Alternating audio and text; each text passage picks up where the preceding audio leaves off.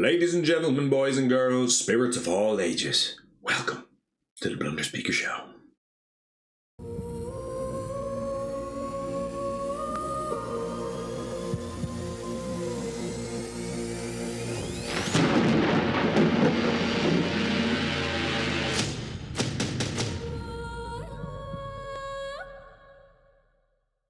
Well, welcome everybody. Welcome back to the show. Tepid Goose is my name. BlunderSpeaker is the show. This is the show where we do everything in real time, one take. You get all the nuts and bolts, all the bells and whistles, and all the blunders along the way. It's great to have you back here. We're back for episode 2 this time. This is indeed our Sweden breakdown episode. So great to have you here. Hopefully you had time to check out the Sweden playthrough that we did in the playthrough side of this episode. But here we are today. We're here to talk about the podcast itself, and we're here to kind of break down the Adversary Sweden. We're going to talk a little bit about the actual playthrough later on. We'll go into some of the details there, but we've got a whole pile of stuff to get through. Action-packed episode. I'm excited for this one. It's probably going to be maybe a slightly longer episode today, I'd imagine, just because there's some kind of things I want to do in terms of sort of introduce the structure, let's say, how I'll kind of break down each of the adversaries. As most of you probably know, there's 8 in total. So we're getting away now from those kind of, talking to the newer players, talking to the people who don't know the game, and really now we're starting to dig into the detail. We're going to start to look at some strategies, some tactics, some real kind of in-depth stuff as we go along. But as I say, I'm going to introduce some of that stuff along the way. But anyway, I'm getting ahead of myself here. Tepid Goose, I mentioned I am your host for the show. Today is 30th of January 2025. I think today is a Thursday. A little bit later in the week this week. We're now 11 minutes past 1. So I'm in the middle of the day today, not an evening session. So I have to go and pick up my son at some stage. So I have to keep an eye on that clock. But as we say, it's one take. You watch the clock in real time as you're watching, and you'll see my time tick away as well. So, that's kind of the name of the show. That's the whole idea here. We're doing this in one take. We talked about it before. We don't have time for edits. We don't have time for any of that messing. We're going to be here giving you the facts straight from the source. And as I say, you hear every step and every misstep along the way. So, welcome to everybody who's been here before. I always give a little shout out at the start. Thank you all for rejoining me. If you're new to the show, please do indeed consider hitting the old subscribe button, hit your like button, hit your share button. Get the name out, get it out to the world. Thank you so much to all the subscribers and people who've joined the show so far. Help me getting it off the ground. So it's been a great start. A lot of work to get to where I am today, but I've talked about all the little kind of changes we've been doing along the way. So pretty happy with the setup now. You're looking at me from the new webcam that I got, which I'm still tweaking and sort of finding the values and the details. So hopefully it's coming across pretty good. And I got some nice feedback from 1 or 2 people on the playthrough session that it looked quite a bit better than before. So again, really happy with how that's all coming together. But for today, we're going to jump right in, and we are going to start off and look at the adversary panel.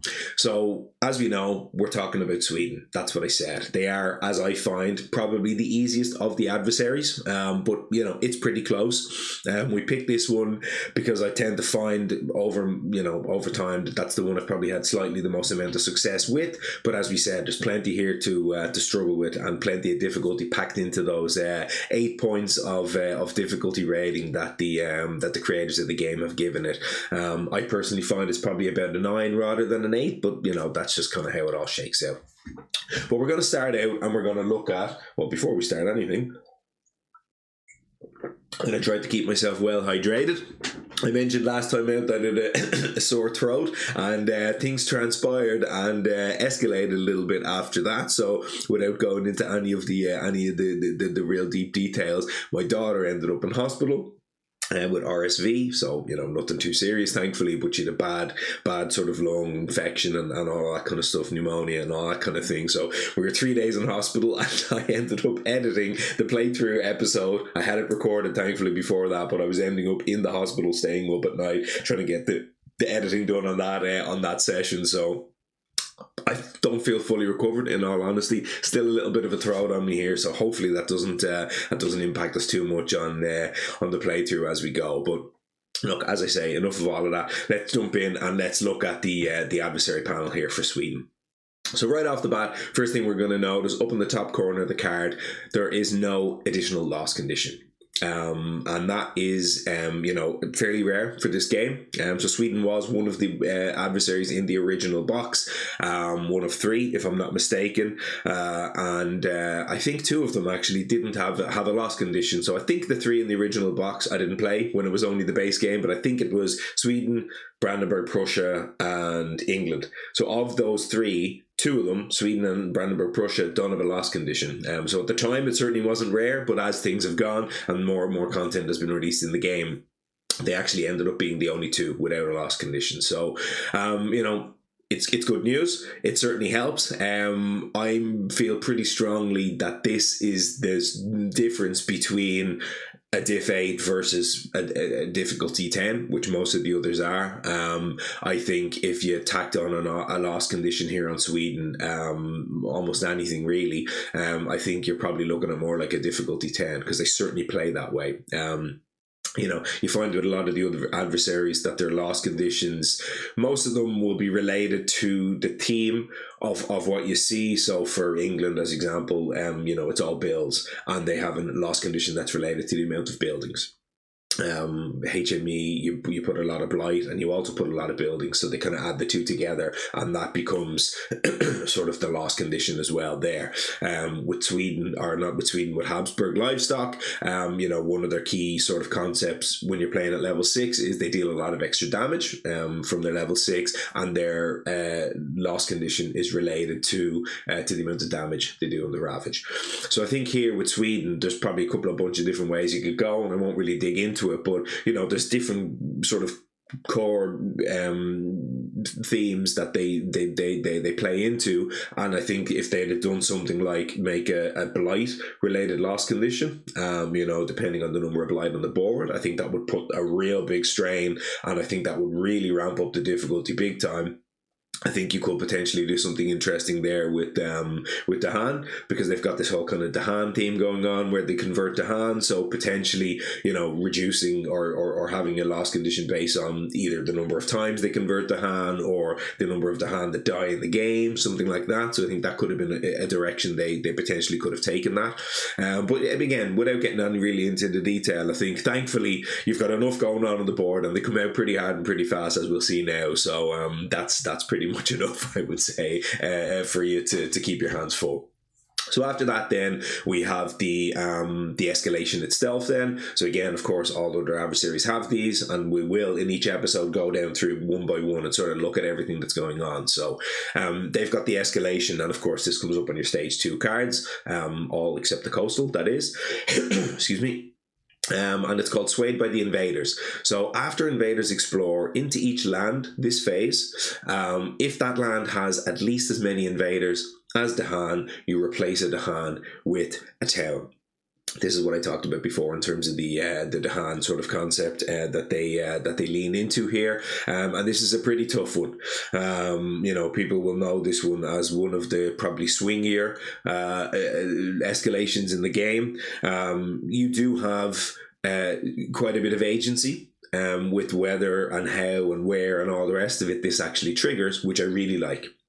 This happens to actually be one of my favorite escalations, if not my favorite one in the game, because I really like the mini game involved.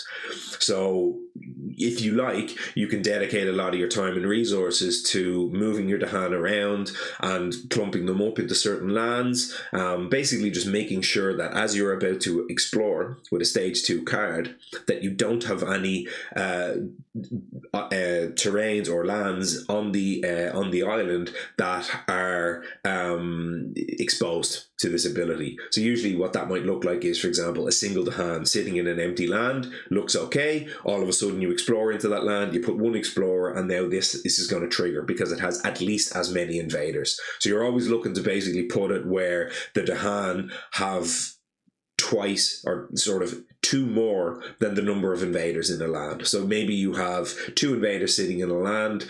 If you want to protect that land from an escalation, you need to have 4 Dahan, so that if it explores, it'll only be 3 invaders versus the 4 Dahan, and so on.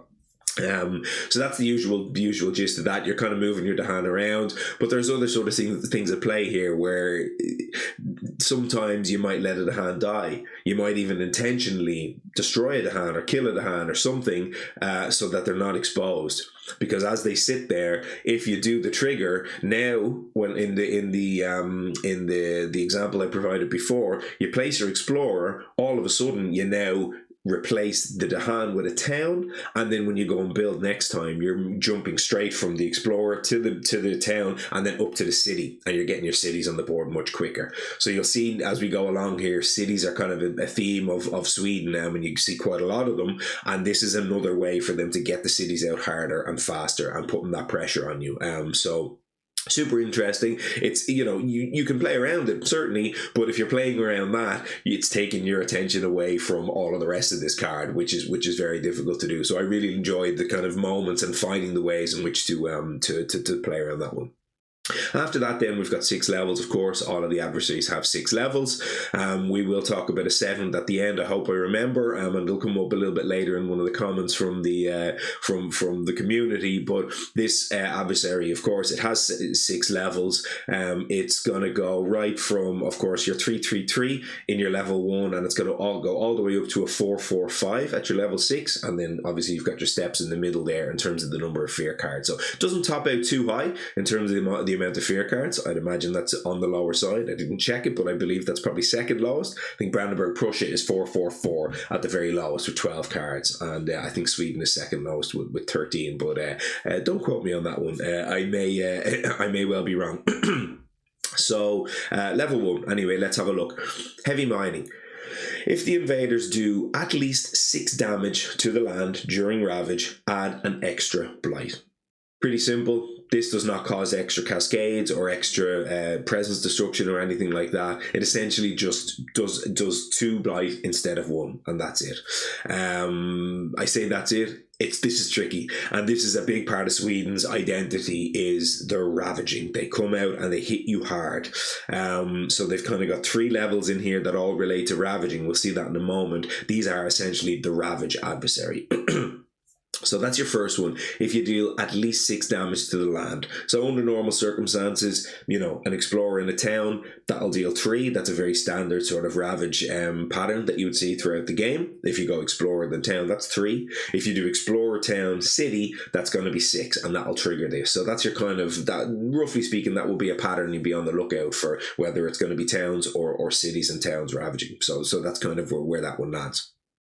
Moving to the next level, then we've got population pressure at home. This is a during setup thing. So during setup, on each board, add a city into the midland, essentially into land number 4, and then on boards where number 4 is your starting where your blight starts, you would push the blight into land 5 instead. So right off the bat, again, I mentioned before, cities, they're coming at you really hard here. So they put a city right into the middle of the board, and that obviously has implications for things like, if you're trying to pocket. We talked about pocketing a little bit in one of the previous episodes there. So they start to put buildings on the board, and that's going to be another theme we're going to see quite a lot of here. Next, level 3, find steel for tool and guns, and this is probably the single most identity defining feature of Sweden. It's your towns now deal 3 damage and your cities now deal 5.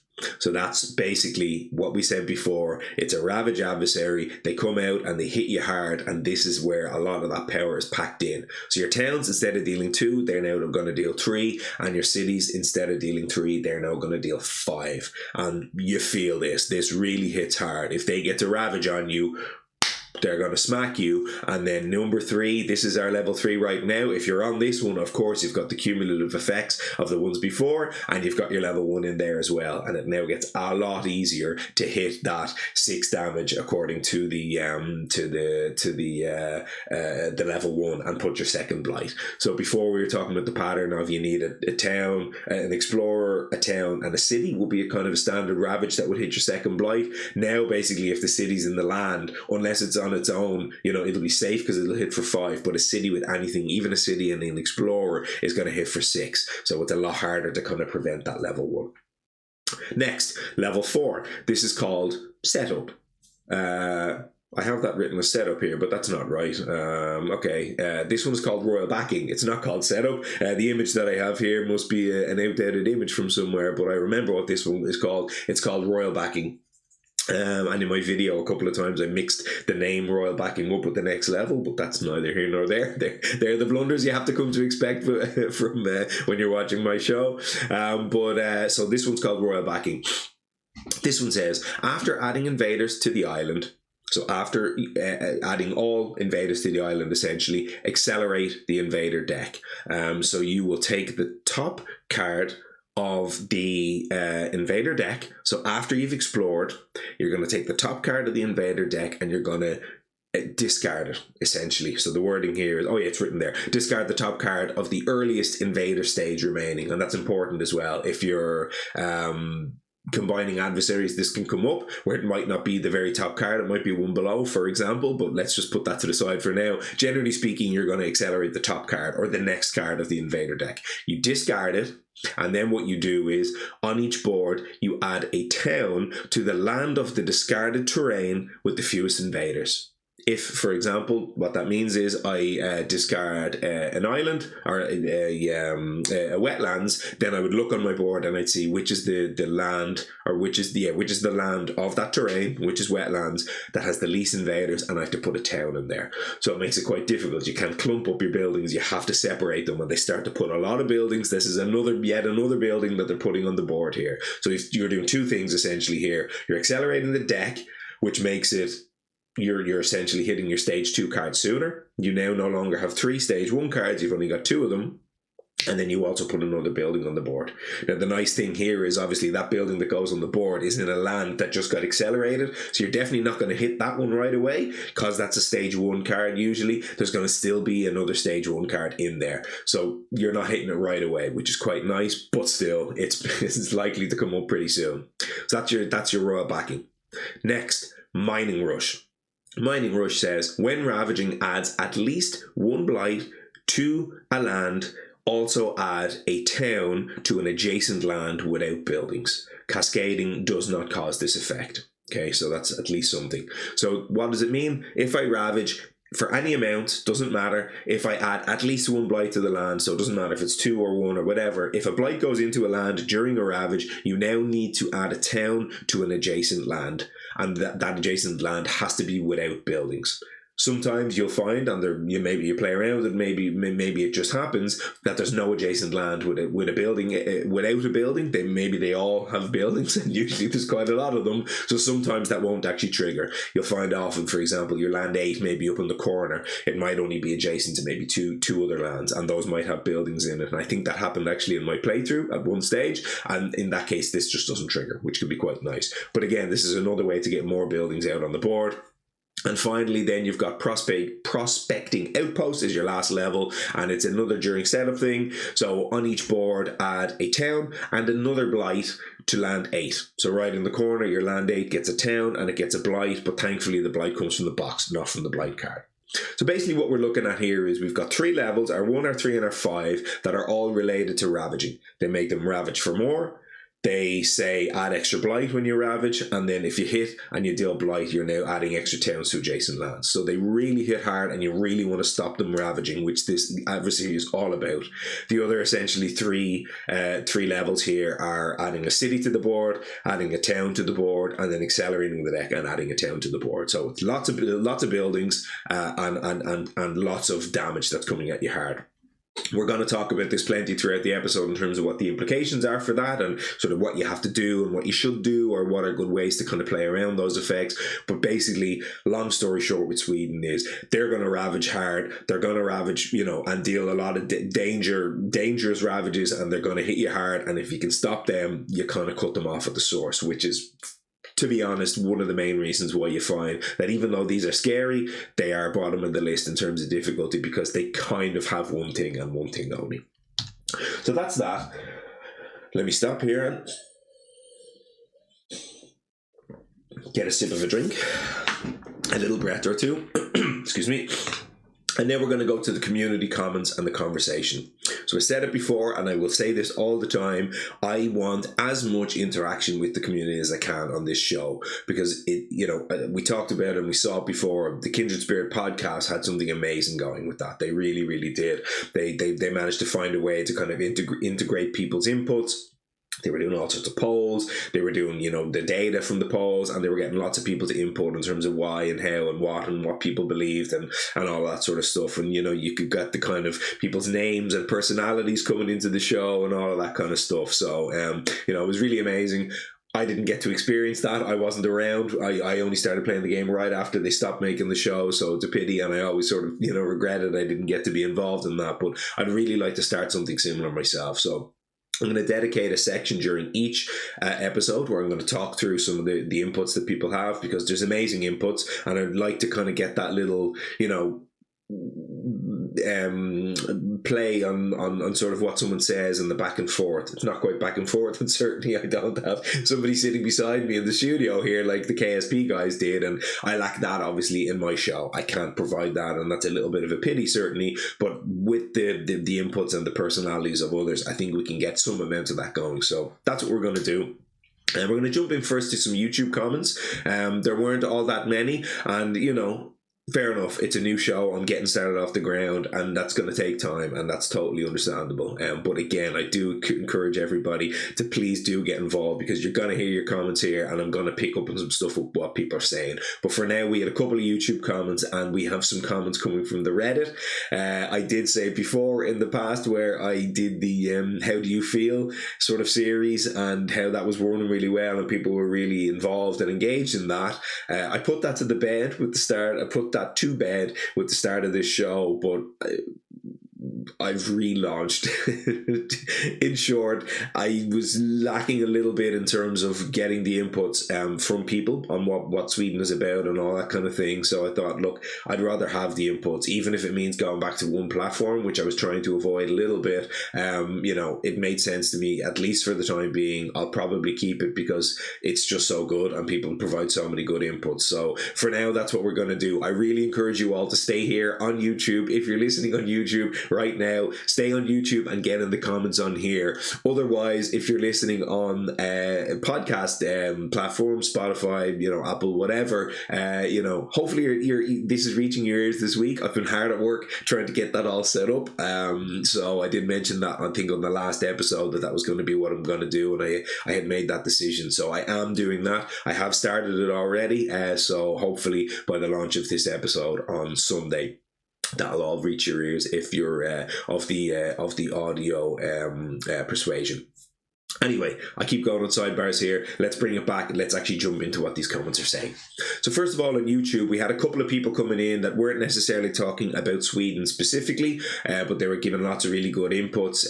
Things like people were saying that they were really happy to see cards that aren't particularly quote unquote good being used to win games, and that was in reference to Fire and Flood. So I was really happy about that one myself.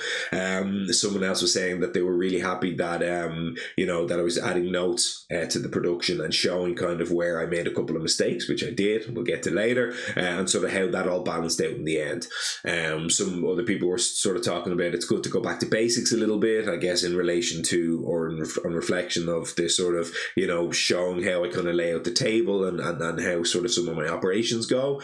And then someone else, I think, mentioned that they were really happy that the sort of structure of the show around a playthrough and then an analysis after the fact, and that sort of for them kind of got the best of both worlds from the KSP and solo playthroughs with Greg. So really happy to hear that. That's kind of exactly what I was going for, and it was really nice to hear that feedback. So got some names in here. We've got Langy Zors, we've got Not Brandon Jaspers, we had N Jolson 71, we had Heron No 24, and we had Jordan Spikes 9575. So big thank you to you all. I didn't read your comments verbatim, but really appreciate it, and really big thanks for them.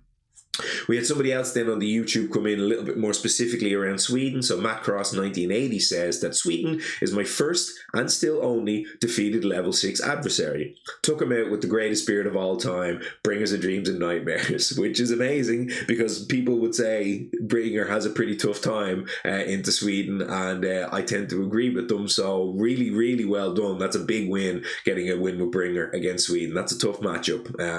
They did say that they wanted to start ramping up with other level 6 adversaries, but life has kept me from playing very much, and the few games I played I wanted to try some stuff at lower difficulty. So yeah, look, totally fair, Matt. Maybe in the meantime you've managed to pick up another win or two. If not, we've got our Adversary Series rolling here now. So that's Sweden, you've done it. So we're going to see what's up next on this episode, and you're going to see a playthrough, and we're going to get some inputs around that one. So hopefully these shows and episodes as we go along will help you pick up some other big W's along the way. So really, really appreciate it. Thanks, Matt.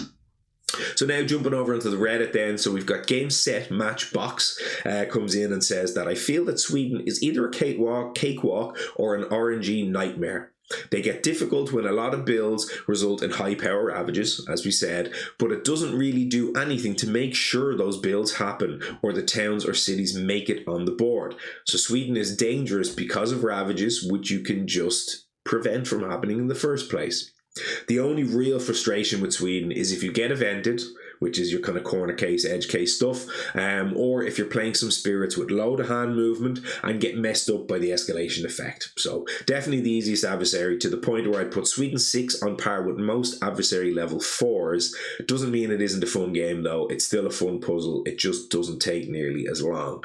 You obviously haven't seen my playthrough episode if you're saying it doesn't take nearly as long, because it took me quite a while to get through last playthrough. But yeah, look, I agree with most of what Game Set Matchbox says here. I'm not so sure I'd have Sweden 6 on par with most other adversary level 4s. I think it might be slightly trending towards other adversary level 5s, I would say, but it's not an unreasonable comment, and I think maybe some of the higher difficulty ones may be matching on level 4 there. So totally fair, and thanks for that, Game Set Matchbox. Next up, we've got Protocol Skull. Says play versus Sweden 6 equals easy life. Double adversary with Sweden 6 equals mother of God. And I strongly agree with this. They close out and say, also didn't know you were Irish, why would I? I'm not psychic like. Greetings from Wexford. So thanks, Protocol School. Greetings from Kildare. I mentioned before I'm a dub, and that probably comes across. If you're Irish, you'd probably recognise a little bit of my accent, but as I said before, I do my best to neutralise that. Not because I'm ashamed of it, but certainly because I want to be a little bit easier understood by everybody.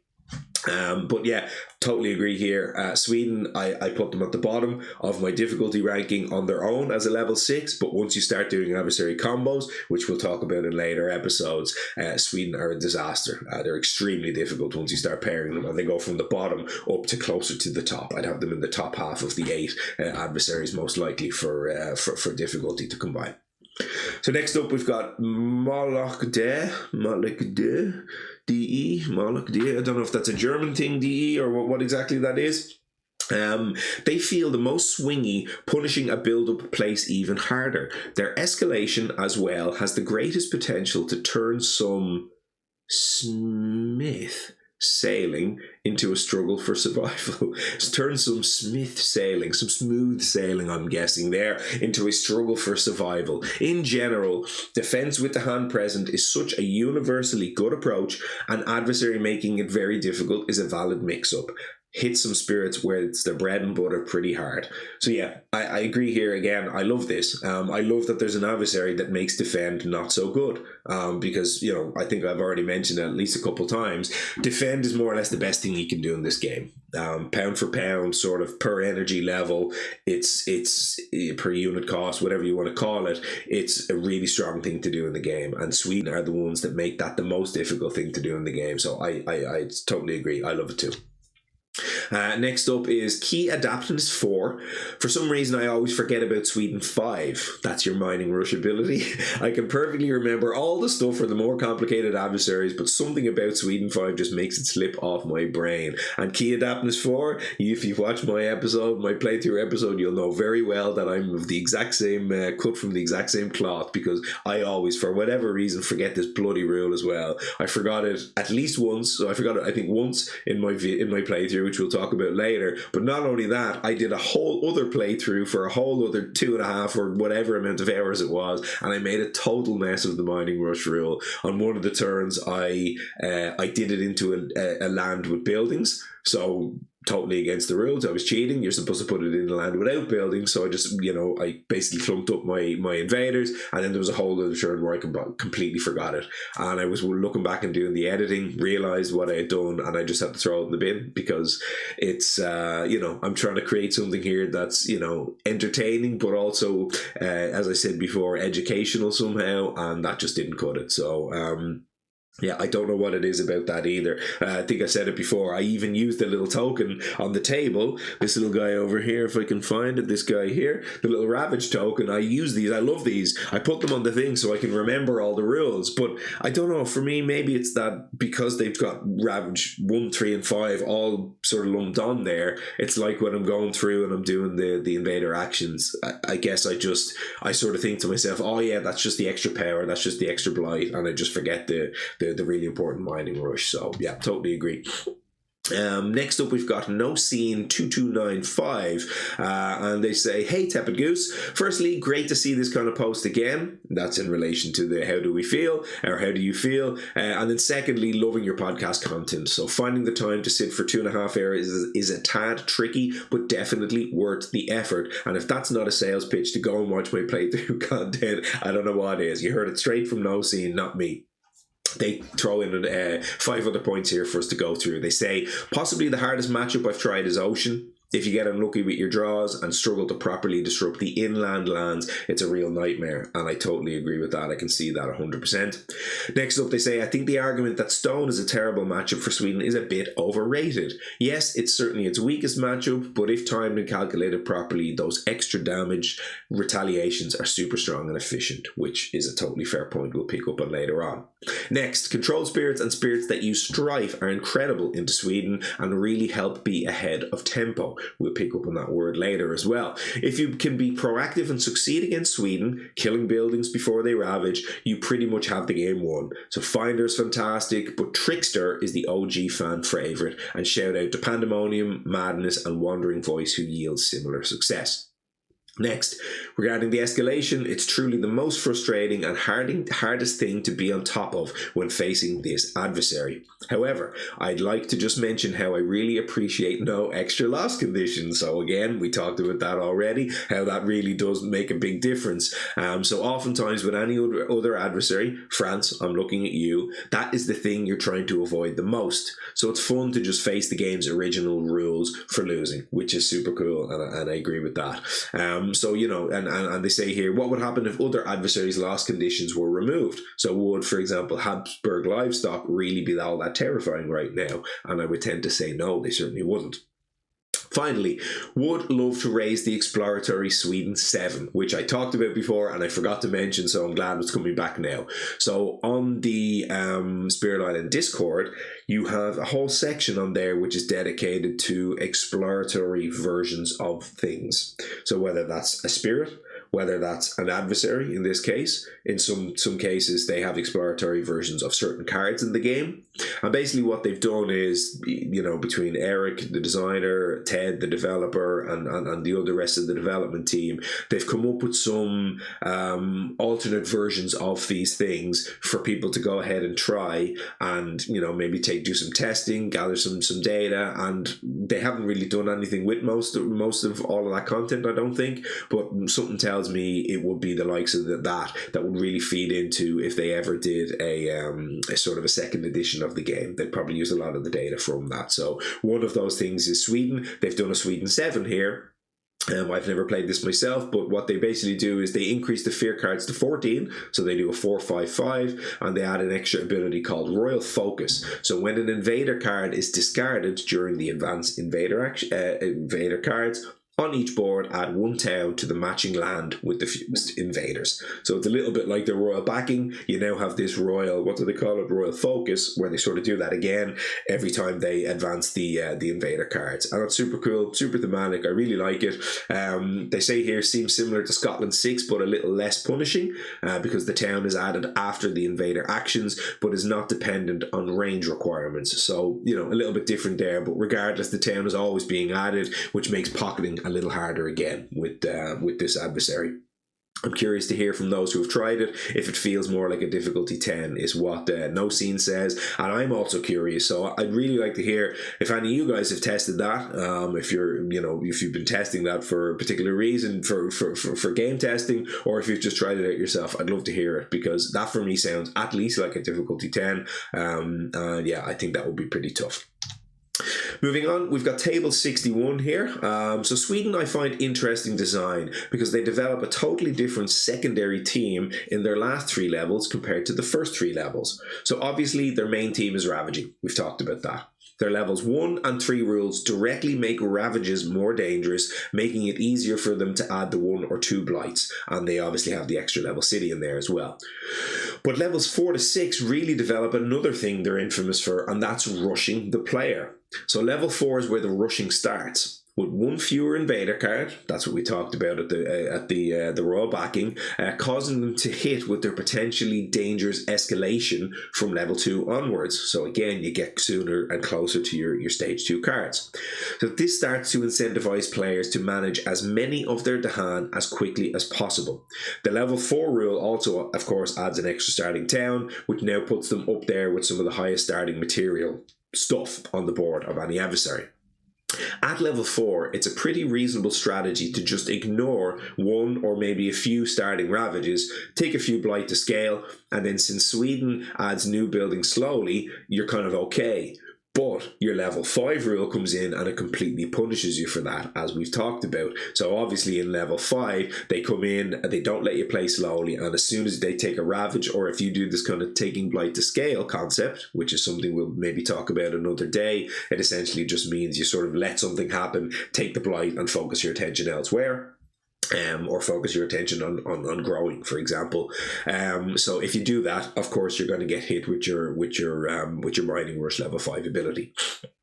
Finally, a level 6 adds another starting town, at which point I think they're the clear leader for the most dangerous setup on the island, which I agree with, and they also shove another blight in there to make it extra scary if that's the one that comes up on turn 1.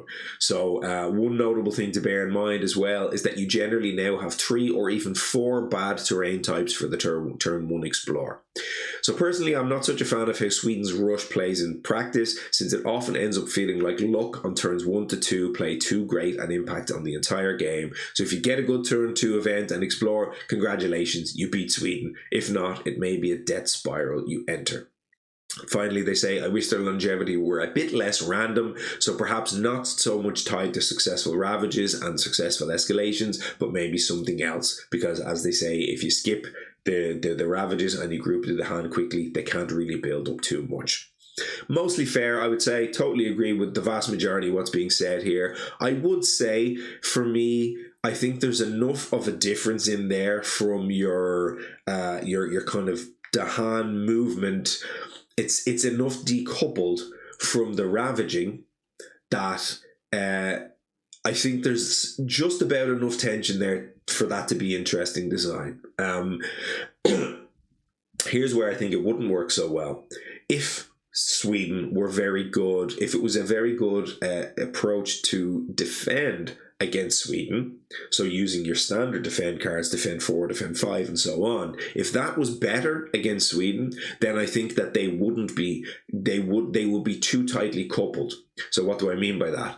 So as I say, if your defend 4 or your defend 5 was good against Sweden, then moving your Dahan would be directly linked to stopping the ravages, because you want to defend anyway. So you kind of kill two birds with one stone there, and then moving to the hand would just be like an afterthought. It wouldn't have to be this whole extra other thing. Whereas the way Sweden have it now, generally speaking, ravages defend is a lot worse against them. So you're not going to do that usual pattern of, let's take a couple of the hand from there, let's move them into my ravaging land, and then let's just hit a defend 5 in there, and happy days, we're good to go. Sweden punish that quite a lot more than basically every other ravage. So I think that's just about decoupled enough that I think it's interesting design, and I think that it stands alone, and it stands strongly as an adversary. I don't necessarily have a problem with it. I do agree that it is quite luck dependent. I think it's the RNG is quite heavy, probably at its heaviest, I would say, of all the 8 adversaries. But I also think that's okay. I think somebody has to be like that, right? They all have to have their own quirks, and I think that Sweden having that quirk of sometimes you just get completely wrecked and your board goes to hell, I think that's pretty okay, actually, and you have to find a way back from that. Now, continuing on, this is taking quite a bit longer than I thought in terms of all of our comments, but there's some good stuff in here, and I'm probably digging into it a little bit more than I was maybe thinking myself. But I'm happy that I'm doing, and I'm really thankful for everything that's being provided here. So, continuing on, we've got Gooseman is a gamer. So here's my my Goose brother on Reddit. So Gooseman says, I feel like I'm not nearly as good at avoiding the escalation effect as I should be. Always a bit frustrating. But other than that, I feel like taking a high control spirit against them pretty much makes things easy, relatively. So I made it all the way to level 6 against them with Brett before they put up much of a fight at all, and even that went pretty smoothly. Since my group likes winning against mid-level adversaries that don't change the rules like crazy, they are a frequent go-to for my group. Good point, good input, I like that. They don't really change the rules all that much. You don't have that much to remember. It's not too fiddly. You basically ravage, that's what you have to think about, that's what you have to care about. And if you remember your binding rush like I keep forgetting, then you're good to go, because everything else I find quite natural, I find it quite normal. It's not heavy on the rules overhead, and I like that too. So continuing on, we've got T Maggie 123. I've absolutely butchered that. I don't know what in the name. Set VRTI Maggie 123. Sorry about that. So they say Sweden is okay in my opinion. Not amazing, but not as bad as some other adversaries. My main problem with it is that it can be pretty swingy. Again, a lot of people saying this. This is especially the case with the initial Explorer. Another problem is that it's really weak to a lot of strategies, so mainly ravage skips, strife and control. It's not like every game will be a cakewalk, but some spirits are so dominant against Sweden that it isn't fun anymore, and they cite Trickster and Wandering Voice as examples, which is fair enough. Things I like about it, that it's not too heavy on rules, and despite the fact that it can swing pretty hard, it feels more fair than adversaries like England and France. Very interesting point I wanted to leave in there. Not so sure how everybody would agree or disagree with Sweden being more fair than England or even France. But there you go. I found that one quite interesting, and I do agree that there are certainly some spirits that are very dominant that we'll pick up on later. Here then we also have then Beta Jin, who's very active on the community and always has a lot of really interesting things to say. So here they say, in terms of difficulty, Sweden's weird to rank. If your goal is to beat any level 6 adversary with any spirit, Sweden is certainly the easiest in my opinion. However, if your goal is to win consistently, say like over 95% win rate with a wide range of spirits, Sweden creeps up the difficulty rankings to at least on the same level as Brandenburg Prussia, France and Scotland, again in my opinion. Certain spirits struggle with the faster pace, the extra blight, and or the increased ravage power, which means that Sweden can actually start to cause those initial problems that tend to snowball quickly. On the flip side, there are quite a few spirits who face almost no threat from Sweden due to their superior control and or access to ravage skips, which we heard from the other comment and which I agree on. Now, in terms of enjoyment, I like this. Players who like to plan meticulously and cover edge cases will tend to find the adversary to their liking. Between royal backing, the escalation, and the diverse forms of threats that Sweden presents early on, so the town, on the Blight, the inland city, and so on, there is a lot to explore and optimize in the early levels of the game, stages of the game. However, players who prefer to play reactively and draft heavily tend to open themselves up to Sweden's relatively brutal edge cases, making matchups feel overly constrained in terms of strategy and game results determined disappointingly quickly.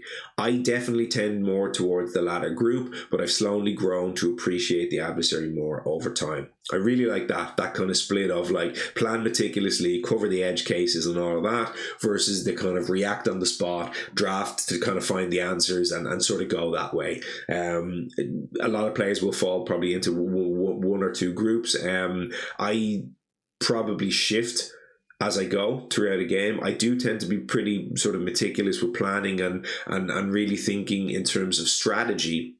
A little bit less in terms of edge cases. You'll hear me talk about it as I play through for sure, but I tend to be planning meticulously long term rather than very short term, and we'll talk about that as we get to our strategy section in a few moments.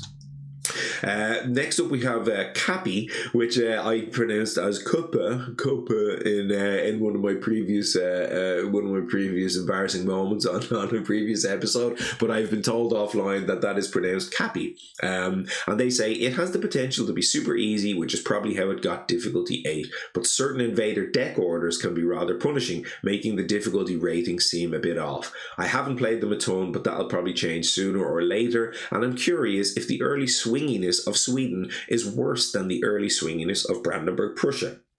Had an 82% win rate against BP with all True Spirits True Solar, and I kind of expect Sweden to land in roughly the same spot. There should be probably some cakewalks, but some ugly games will be similarly rough. I liked this, and I liked it because they compare sort of the two rush adversaries, Sweden and Brandenburg Prussia. They rush you for different reasons, and there's a lot of similarities to be had, but Brandenburg Prussia tends to be one of the adversaries where defend is almost at its strongest, and Sweden tends to be one where, as we said, it's almost at its weakest. So I think that's the biggest difference between those two, but I think other than that, there's a lot of the same sort of gameplay patterns come up. What else do we have here? We've got Direct to Newman. I really don't enjoy playing them due to the extra swinginess again. They fall into a design trap I really don't like, which is that they are balanced on average, which is rather on the easy side, but that the average is made of very easy games and very difficult ones, and almost no moderately difficult ones. So I thought that was an interesting point to drop in there as well, that their own average, how their average works out, is tends to be very much on either end of a scale, as opposed to landing in the middle, and they don't like that design, which is totally fair. Versalius comes in and says, I feel like the most threatening thing about this adversary is the stage 2 back-to-back. If it doesn't happen, or you play around it, the game is won on the spot.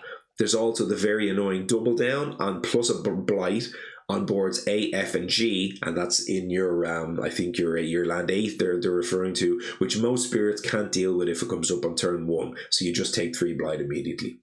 So overall, it's a very swingy adversary with some early tempo, but tends to roll over rapidly once you have some tools at your disposal, and they find it's the second easiest adversary after France.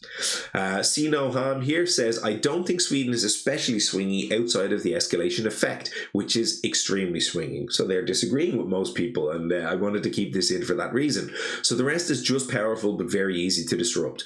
They ravage very hard, and they do extra bad stuff when they ravage, but having some, and have some amount of speed up at the start, but nothing makes it harder for the invaders to act, and they aren't so fast that alone is a problem. So the spirits can act against the invaders at will and easily stop them, and will always have time to respond to anything the invaders do. So Sinoham feeling very confident here about all of that, which I think a lot of the community don't seem to necessarily agree with, but they say accept the escalation, which is the most swingy and unpredictable escalation of all the adversaries, which I would tend to agree with. So basically, lastly, the ease of disruption and the small fear deck means it's just not hard to finish the game. So they brought in the fear here, which nobody else brought in, and they basically say that the whole thing works out to them being pretty easy by itself, but in doubles they add way more threat, and that's what we talked about before, because once you can't just deal with the building super easily, the damage becomes very scary, and I strongly agree with all of that. I think we've got one or two more comments here, folks, and then we'll be on our way. Julian505 says, in my experience, I found them to be very early game focused. So if you imagine a board which is fairly under control, their rules don't add much to the base game difficulty. So obviously they hit harder, but they don't have any tools to force the ravages going through, obviously apart from the extra material on the board. And then out of those, they say, I think the upfront material is the hardest to handle as it enables level 5, which is fine.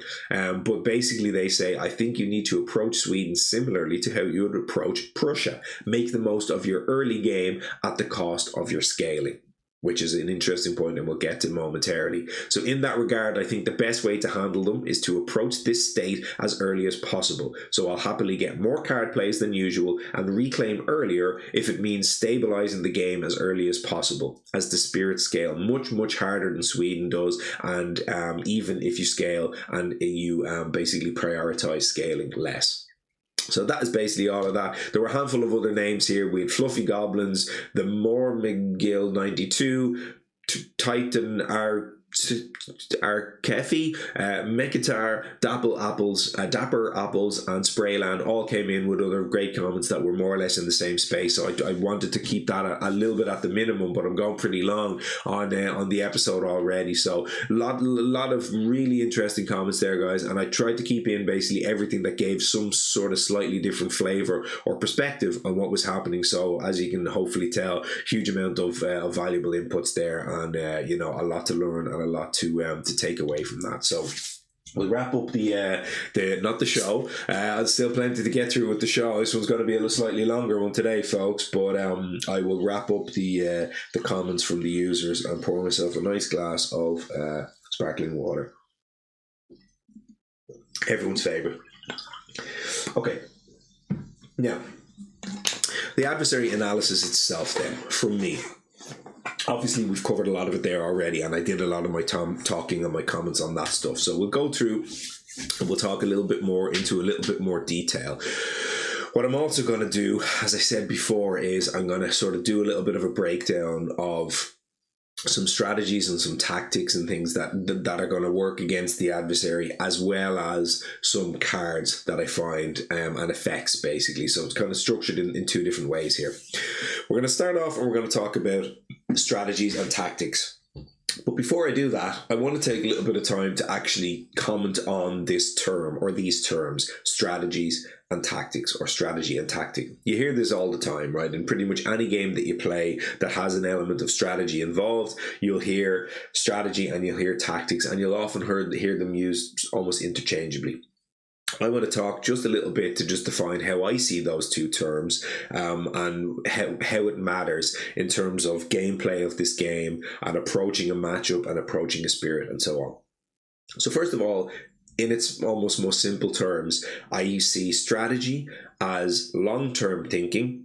And this comes up in business and in everything all the time, right? In almost every walk of life, you have strategy is a kind of a long-term planning and a long-term thinking. You're thinking about outcomes. You're thinking about what's the end goal? Where do we need to get to? What's the end state?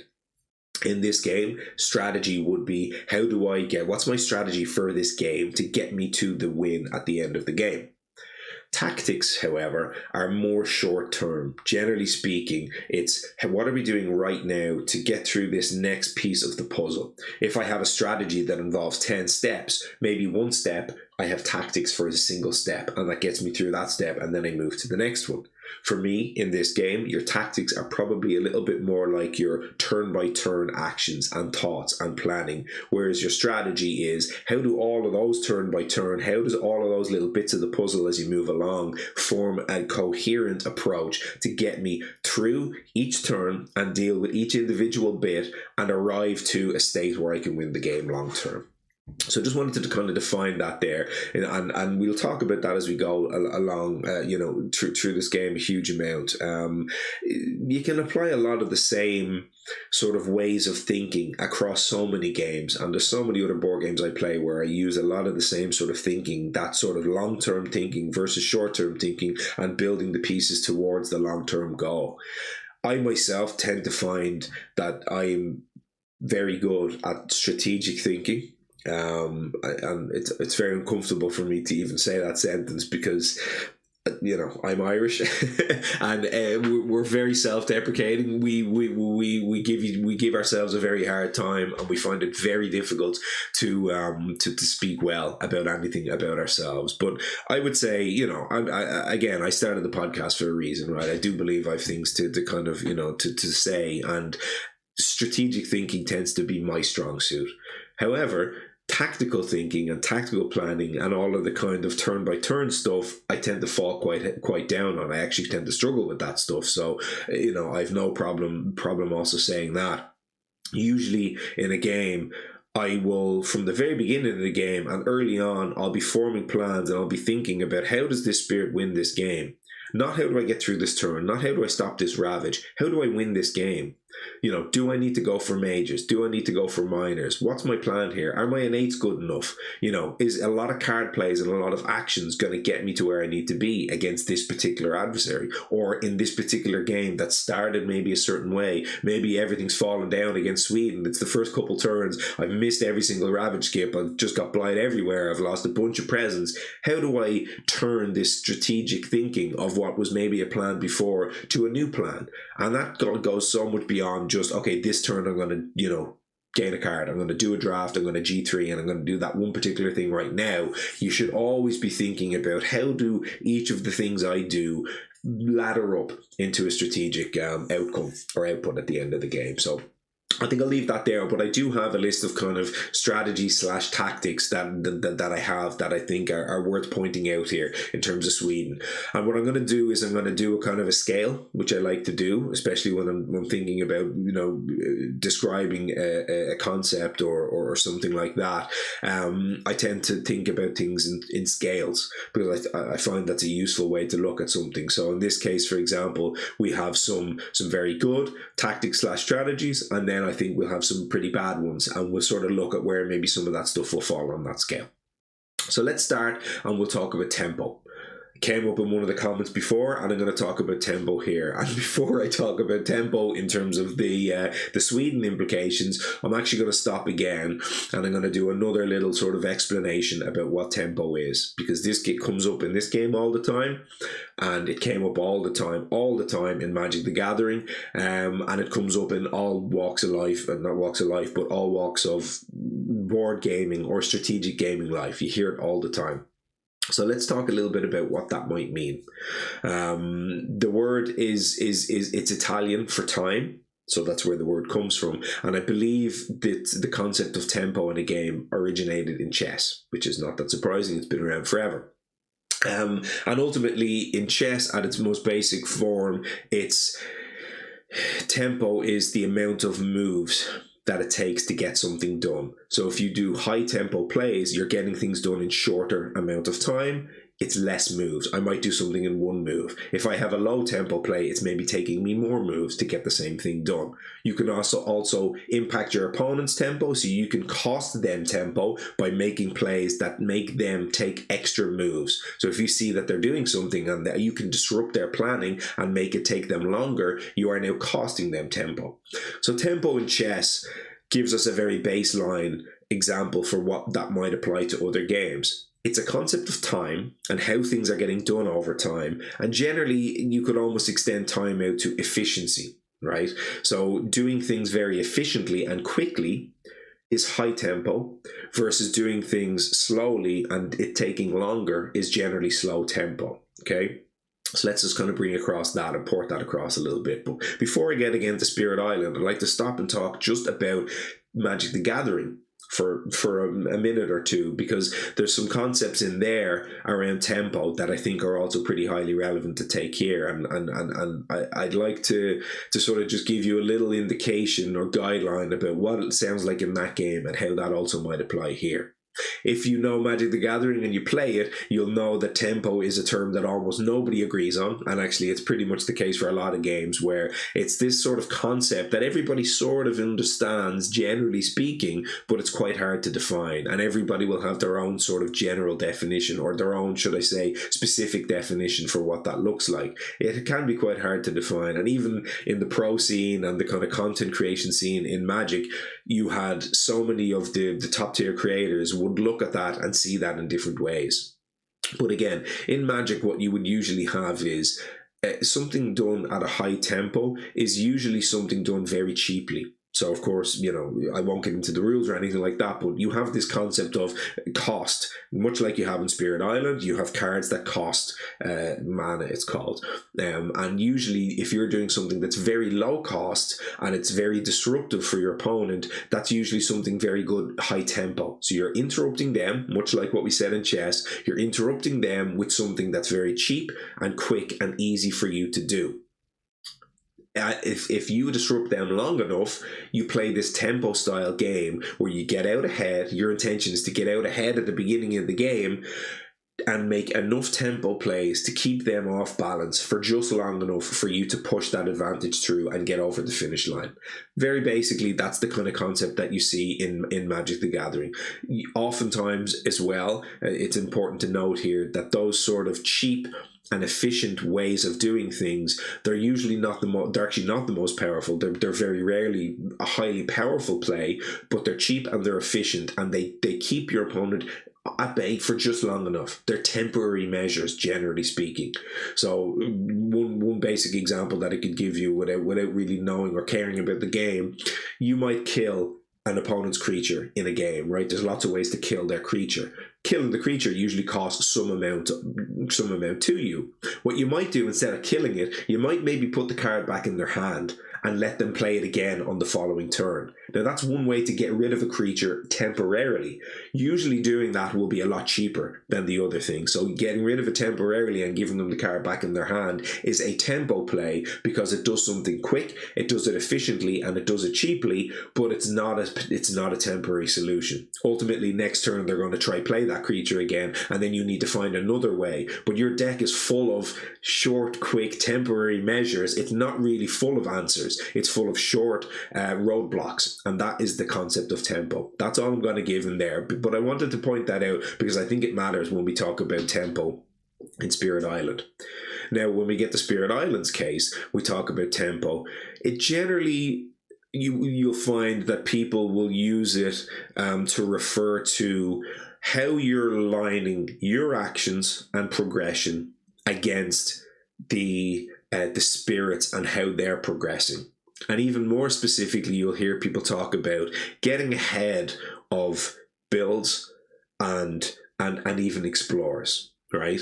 So people will talk about you have a good tempo or you're ahead of tempo if you're getting in and you're disrupting the build before they get to build. So maybe they've just explored, and then before they get to build, you get rid of the explorer and you stop the build, and ultimately that stops the ravage. This is quite a basic concept, and almost nobody listening to me right now will be unfamiliar with that particular concept, right?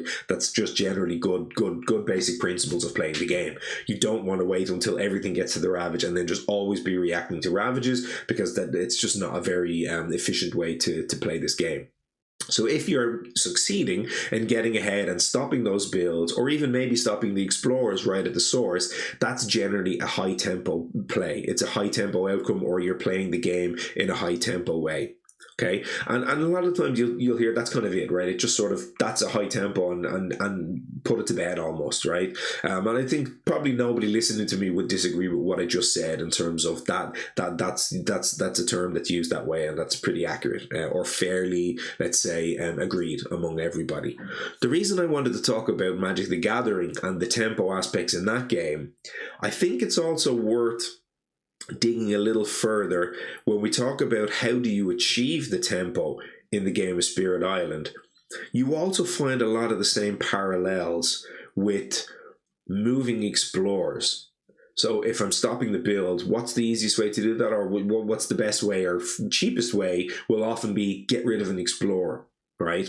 Maybe it means there's a town in that land and I also have to get rid of a town. Now I need to make a high tempo play, but getting rid of that town is going to start costing me more energy. It's a more expensive way to do that.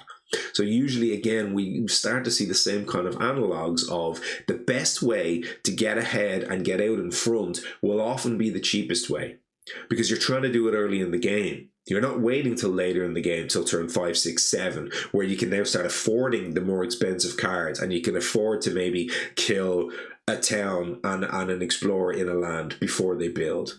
At the beginning of the game, you usually can't afford to do that. First, you don't have the energy. Second, you generally don't have the card plays either. So very often we see the same sort of concept of cheap, efficient, but often temporary solutions to your problems. One way it's temporary is I'm pushing invaders out of lands. I'm not killing them. I'm pushing them because it's usually a lot cheaper to push than it is to kill. So that's one way that it's temporary. Another way that it's temporary you'll often find is those same cards that you use early in the game, like an explorer push or something like that, they very often have strings attached.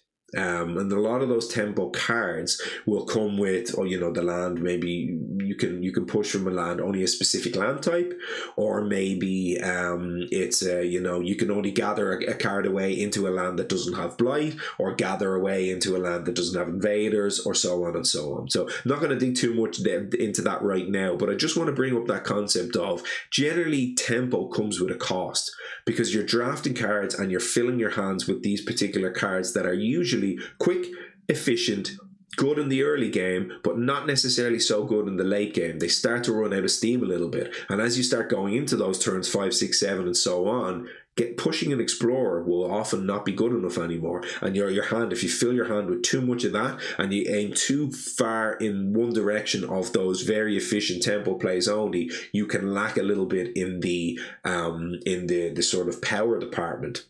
And that's the one sort of final note I'll make here, is that in Magic the Gathering, generally, as I say, you've got tempo is a set of generally temporary solutions to protect your win condition that you've already got out there for just long enough to get over the line.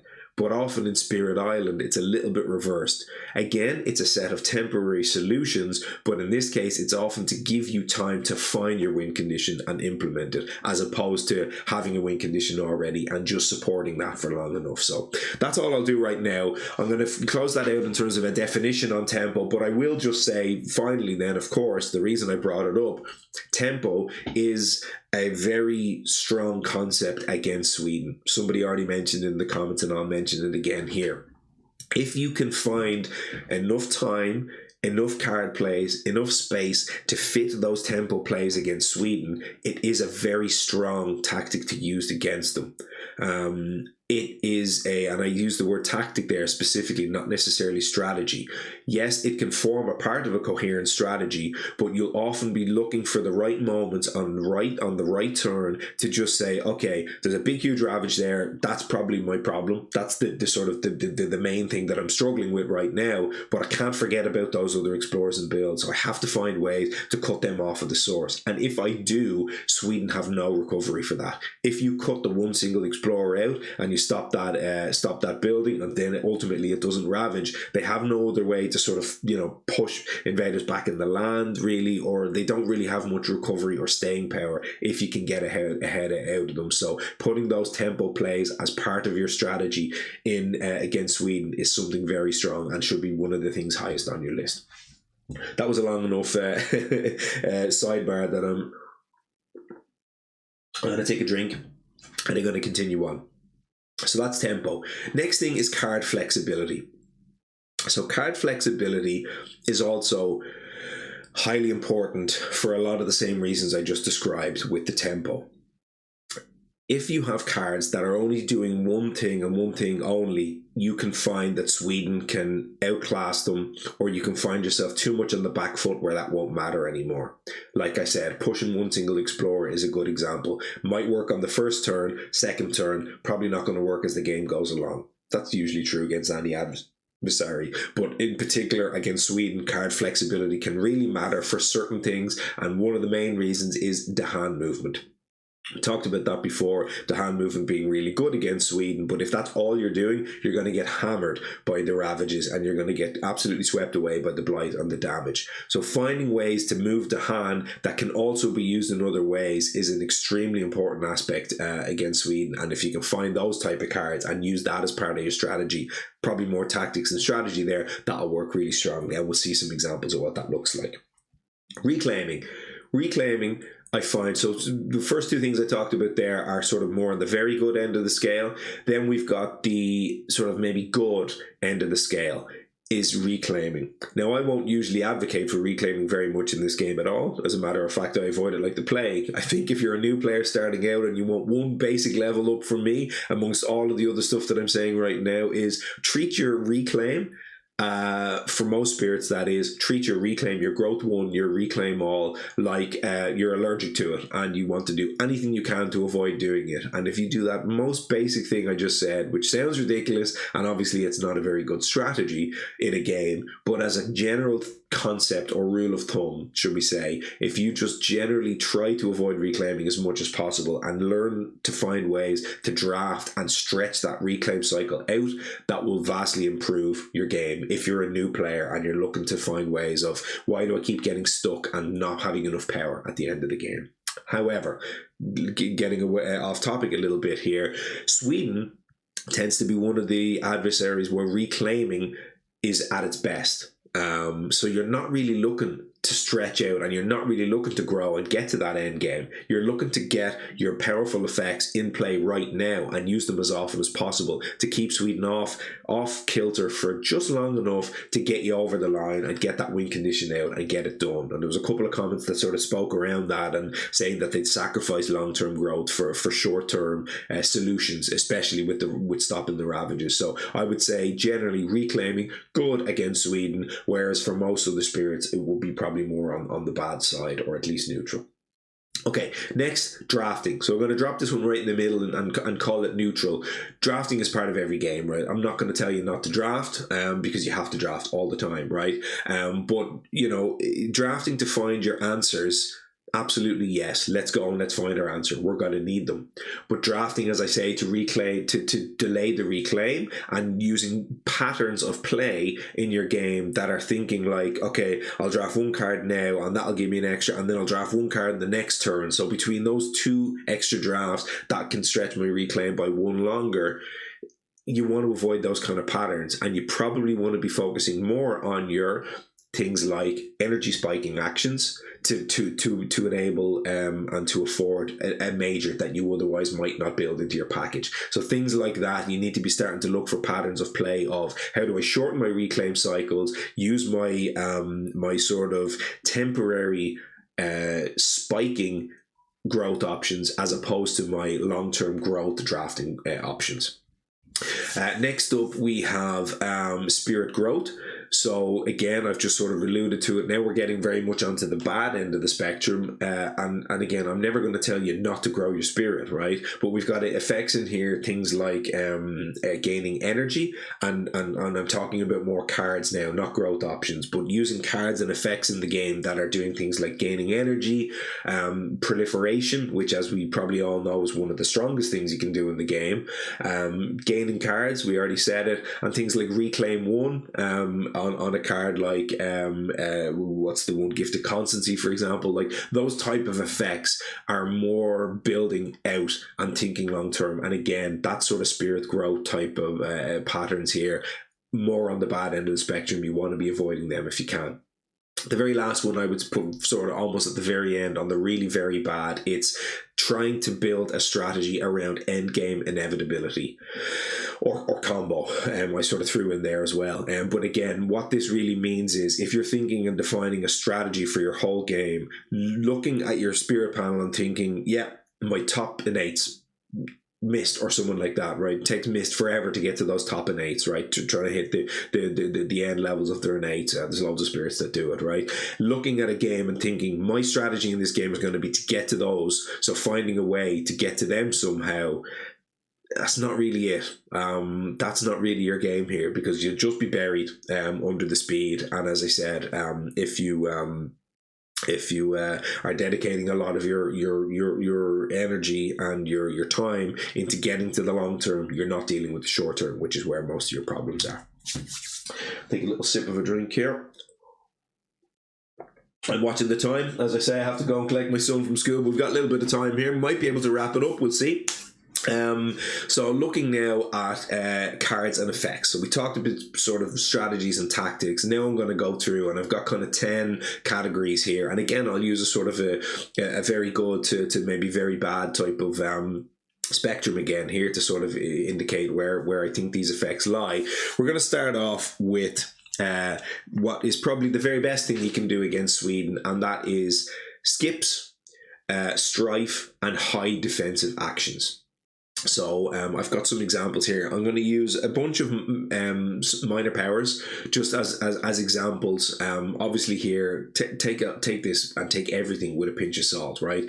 Any game of Spirit Island can require the use of any card, good or bad or different. So what I'll give you is a guideline, right? In let's say the majority of games, or more often than not, what I'm saying to you here will apply. But it's certainly not the case that if I tell you something here is very bad, that you never use it against Sweden.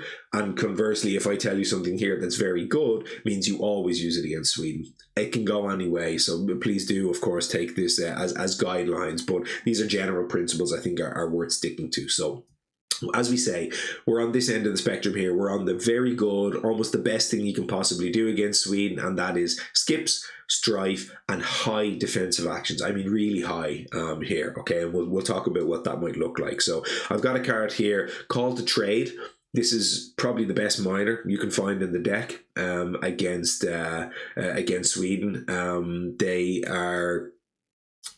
It skips a ravage, right? And it's the only card in the minor deck that skips a ravage. So obviously skips are where you want to be against this adversary. Don't let them ravage and you're good to go. It also has the added benefit of being able to gather a town from a neighboring thing, which sometimes can stop like a build or something as well. So that's basically the best card in the minor deck against Sweden. But I do also have here Quicken the Earth Struggles, and I have Dire Metamorphosis as well. Dire Metamorphosis is a little bit of a tricky one because I think it's good, but I wasn't sure exactly where to put it in, but I've put it in here because it adds a strife, but it also adds Badlands to help deal damage and fight back. It adds, a disease can potentially stop them building. It adds a wilds, which stops their explorers, which can potentially stop the escalation. And it does a whole bunch of good stuff. Sometimes you might even be able to kill. It deals 1 damage to a Dahan, and maybe even killing a Dahan if there's already a Badlands or something might even help avoid the escalation as well. So I think that's a great one against Sweden. And Quicken the Earth Struggles, fantastic card if you can make it work for your spirit. A couple in here that I looked at that aren't quite as good. I've in each of these sort of categories, I've got good cards, and then I've got ones that you need to be a bit wary of. That fall into the same space. So in here I've got Fire in the Sky and Twilight Fog Brings Madness as 2 examples. Now, they both add strife, and strife is great against Sweden, so by no means am I telling you not to play these cards, but I just want you to be aware they only add 1 single strife each, and very often against Sweden you'll have the 2 buildings that I talked about. So a lot of their patterns, especially in the early game, are about getting a town and a city into a land. So most often these cards that I'm looking at here will, if you're thinking, hey, great, I'm going to strife this city, stop 5 damage, happy days, yeah, that's the right way to think about strife. But the problem is, if you're only adding a single strife into a land, you just need to be a little bit wary of that. These type of cards would work extremely well for your strife spirits like Trickster or Voice or the others that were mentioned before. But if you're just a random spirit out there and you've got no other way to add strife, you'll need a secondary effect most likely to stop your ravage as well as this card, and you're starting to get into the territory of using 2 actions to solve 1 land, which, as we talked about in the previous episode, is poor action economy and something you want to avoid. So they're the minors. I threw in one major here just as an example. It's Walls of Rock and Thorn. I absolutely love this card. It's one of my favorites in the game. So this is obviously, if you can hit your threshold here, we're talking about a defended 10, but it's also got damage. It's also got Badlands. It does everything you want. There's a whole bunch of others, right? Indomitable Claim. You've got Terrifying, or not Terrifying Nightmares. The other one that skips and deals eight fear. One of the other S tier majors, name escapes me now, but you've got a bunch of them in there. There's plenty of other skips in there, and they all do great things. Infestation of Venomous Fighters as well. Okay, next we have as the next effect that I'm looking at, it's Invader Control. So skips at your best, but Invader Control, this is where you start to get into your tempo plays and things like that, and this can be very strong because, again, stop what they're doing, cut it off at the source. Really, really good. One thing that this does, of course, is it prevents your ravages and your builds, but the other reason that Invader Control is quite good against Sweden is they don't punish you for grouping up invaders, which a lot of the other adversaries do. Russia does it, England does it, HME does it, even Habsburg Livestock in some ways does it. France pushing all explorers in a land will potentially hurt you. So there's lots of other adversaries that hurt you, not so much Sweden. So that's another reason why that's pretty good. I've got some good examples here. Call to Isolation, an excellent card. This pushes things fast. It also is one of those flexible cards I talked about before, because this can also be used to push the Han around, so you can use this for dual purpose. Really, really strong. Speaking of strong and Constant Currents is another example that does that. Lands of Haunts and Embers, which I used in my playthrough, really strong, but not a really strong card necessarily. Actually, it's probably on the weaker end, but it's good against Sweden. And there's another theme as well, by the way. This adds Blight, and a lot of people tend to avoid Blight cards. They don't really like the ones that add Blight, but when you're preventing 2 Blight, it starts to look a lot more appealing. We also have Gold's Allure here as well, which is one I found in my game too, and that of course starts to gather people from lands and preventing certain things, and it also adds a strife, so quite nice. Just to comment on then cards to be a little bit aware of here, and these are some of the tempo ones I talked about before. Enticing Splendor. Again, can be really good early, but you start to run into the problem of blighted lands everywhere later on, and this becomes ineffective. Lure of the Unknown, another very good example. Very good early and effective early, but this needs empty lands, and that starts to run out of steam very quickly. And Delusions of Danger, as I talked about before, pushing a single explorer, maybe good early. You might find it early, but again, runs a little bit out of steam. And the major I mentioned in this category then, which is another one that I really, really love, is Irresistible Call. A great major in the right spot. Again, there's certain adversaries that punish you quite a bit for playing with this card and using it, but Sweden certainly aren't one of them. They get to gather the hand. You could potentially prevent escalations there. You can gather stuff from all over the place. You might stop like a Ravage plus like 2 bills, stuff like that, and then you potentially just get everything into one land.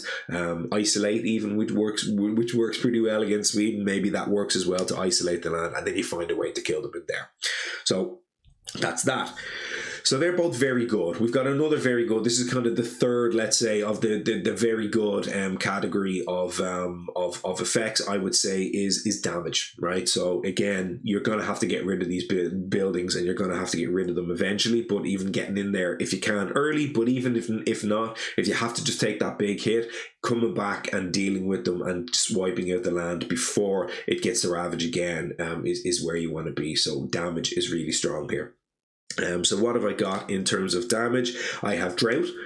Love this card. One of my favorite minors. I don't know necessarily that this is one of the best minors in the deck. I think it's good. I think it's maybe high B, maybe even an A tier minor. I don't see it talked about all that much in the community, let's say. I'm not sure that it's necessarily regarded that highly, but I absolutely love it.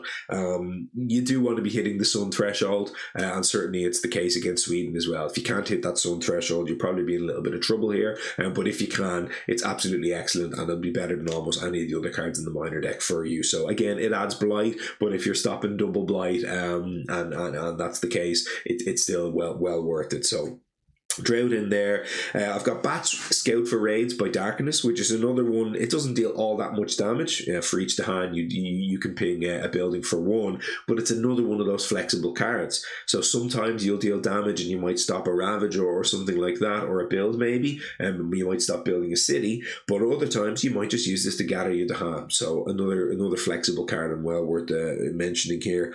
And Unquenchable Flames, another card I like quite a lot. Deal some damage to buildings, and it gets you extra Badlands. So this one in particular would work for spirits who are sort of already maybe using damage and particularly already using Badlands. You can combo this with your other cards. Stone is one good example. So I like that card. A card here to be aware of is Territorial Strife. Again, this is one that deals damage. It's quite nice, but it has to go in a city land and only deals damage to explorers and towns. So again, similarly with Fire in the Sky, you can also add a Strife, by the way. So similarly to what I mentioned with the other Strife cards, for almost the exact same reason, this isn't a bad card against Sweden, but just beware. If you have a land with a city, there's a good chance that land also has a town. So how are you solving that land with this one card? Yes, I can kill maybe an explorer and a town. I still got the city behind. Or maybe I can strife the city, but I've still got a town behind. So just be a little bit wary of that one. Damage wise, I've got a really nice major here. This one certainly isn't a high tier major. The land trashes in Furious Pain. It's a super cool card. I think it's a base game card, and this is the type of card that really thrives. Much like Vengeance that we saw before, this card really thrives when you have a board that looks like a mess, which Sweden's board always does. So it's another card I'm quite fond of, and one that I think excels quite a bit into Sweden. So moving on then, that's our kind of very goods. Then we've got good effects, and generally good for me here is your Dahan control effects. So I've got a couple picked out here. I have Cult of Bloodshed. So again, this is another it's another card that gives you a bit of flexibility. So I can either gather some Dahan, or I can deal 1 damage per Dahan in a land. So again, you have to target a land with Dahan, and you gather Dahan in there. So it's not the most powerful or flexible movement of the Dahan card to move Dahan, but still it gives you both options. And maybe you use this then if you gather a bunch of Dahan into one land, which sometimes you want to do against Sweden. You might be able to do like 5 or something if you combo this with maybe a separate card. Gather a bunch of Dahan in and then deal like 5 damage, and you can kill like a city and a town. So I think still pretty good.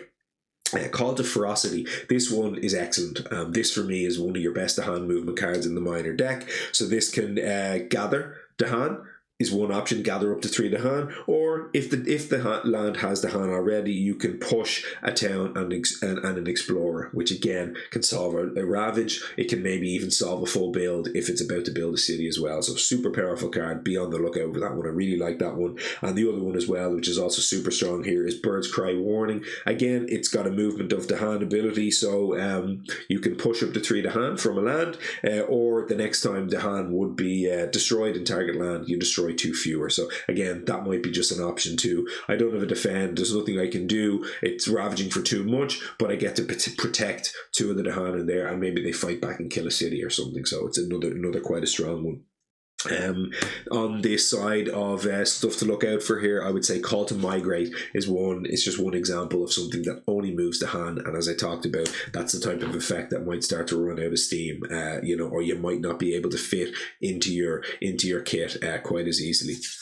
From the major perspective here, what I got in this case is Voice of Command.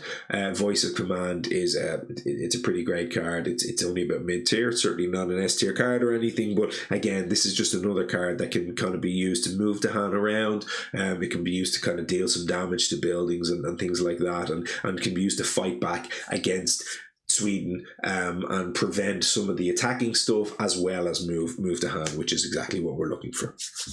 So let's move on here. I'm going to have to go soon. We're going to end up having to do this in 2 parts, but that's okay. I'll see how much of this I can close out in the next few minutes before I have to bounce and come back and do the rest. We're going long here today, folks. Much longer than I expected, but hopefully that's okay for everybody.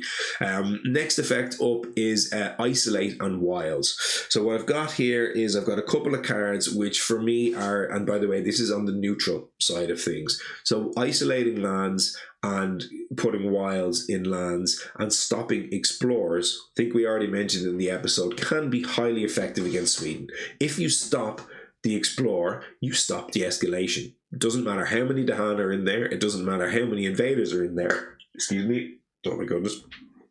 If you, God, I'd love to find a way to cut that one out. That was dreadful. If you can find a way to stop the explorer actually happening, the escalation doesn't trigger, which is good news. So, what do I have in here? I've got Disorienting Landscape. Again, push one explorer, but then if the target land is mountain or jungles, you add a wilds. So I think this card is pretty good, but whereas I said before, whichever was the card that I mentioned before, it was the Delusions of Danger, sort of only pushes an explorer, and it doesn't really do anything else to the board. Whereas this leaves behind your wilds, so it can potentially solve a build, but then also solve an escalation later on. So it has dual purpose. It has flexibility. And for sort of similar reasons, we've got Set Them on an Ever-Twisting Trail, which is a gather or a push of an explorer. So same sort of thing, stopping a build, but it also isolates target land. And the reason isolate is good, well, one reason is it isolates it and stops it exploring if it was to explore again on this turn, but also isolate can also have added utility by stopping the mining rush ability. So what you might be able to do in this case is, if you've got a land that's ravaging that you can't stop, you go isolate it, and then gather and explore from another land into the land, so you stop a build, and then you also stop a mining rush with this ability. So that's why that can potentially be good. I still find this only in the neutral side of things, because some of these effects are only okay, and they can be a little bit sort of tricky and a little bit difficult to pull off. And as I said before, some of that stuff matters more in the early game than it does in the later game, but still well worth keeping an eye on. A couple of other cards here that for me are similar but don't shine quite as much. Roiling Bog and Snagging Torn. Defender 2 is doing nothing against Sweden. Even it doesn't stop an explorer and a town. Usually it would, but it doesn't against Sweden, because that ravages for 4 because of the extra damage, and it stops a Dahan participating in the ravage, which doesn't really do anything either. So again, I'm not picking up a card to isolate just to stop the mining rush. So that's the type of thing I'd avoid.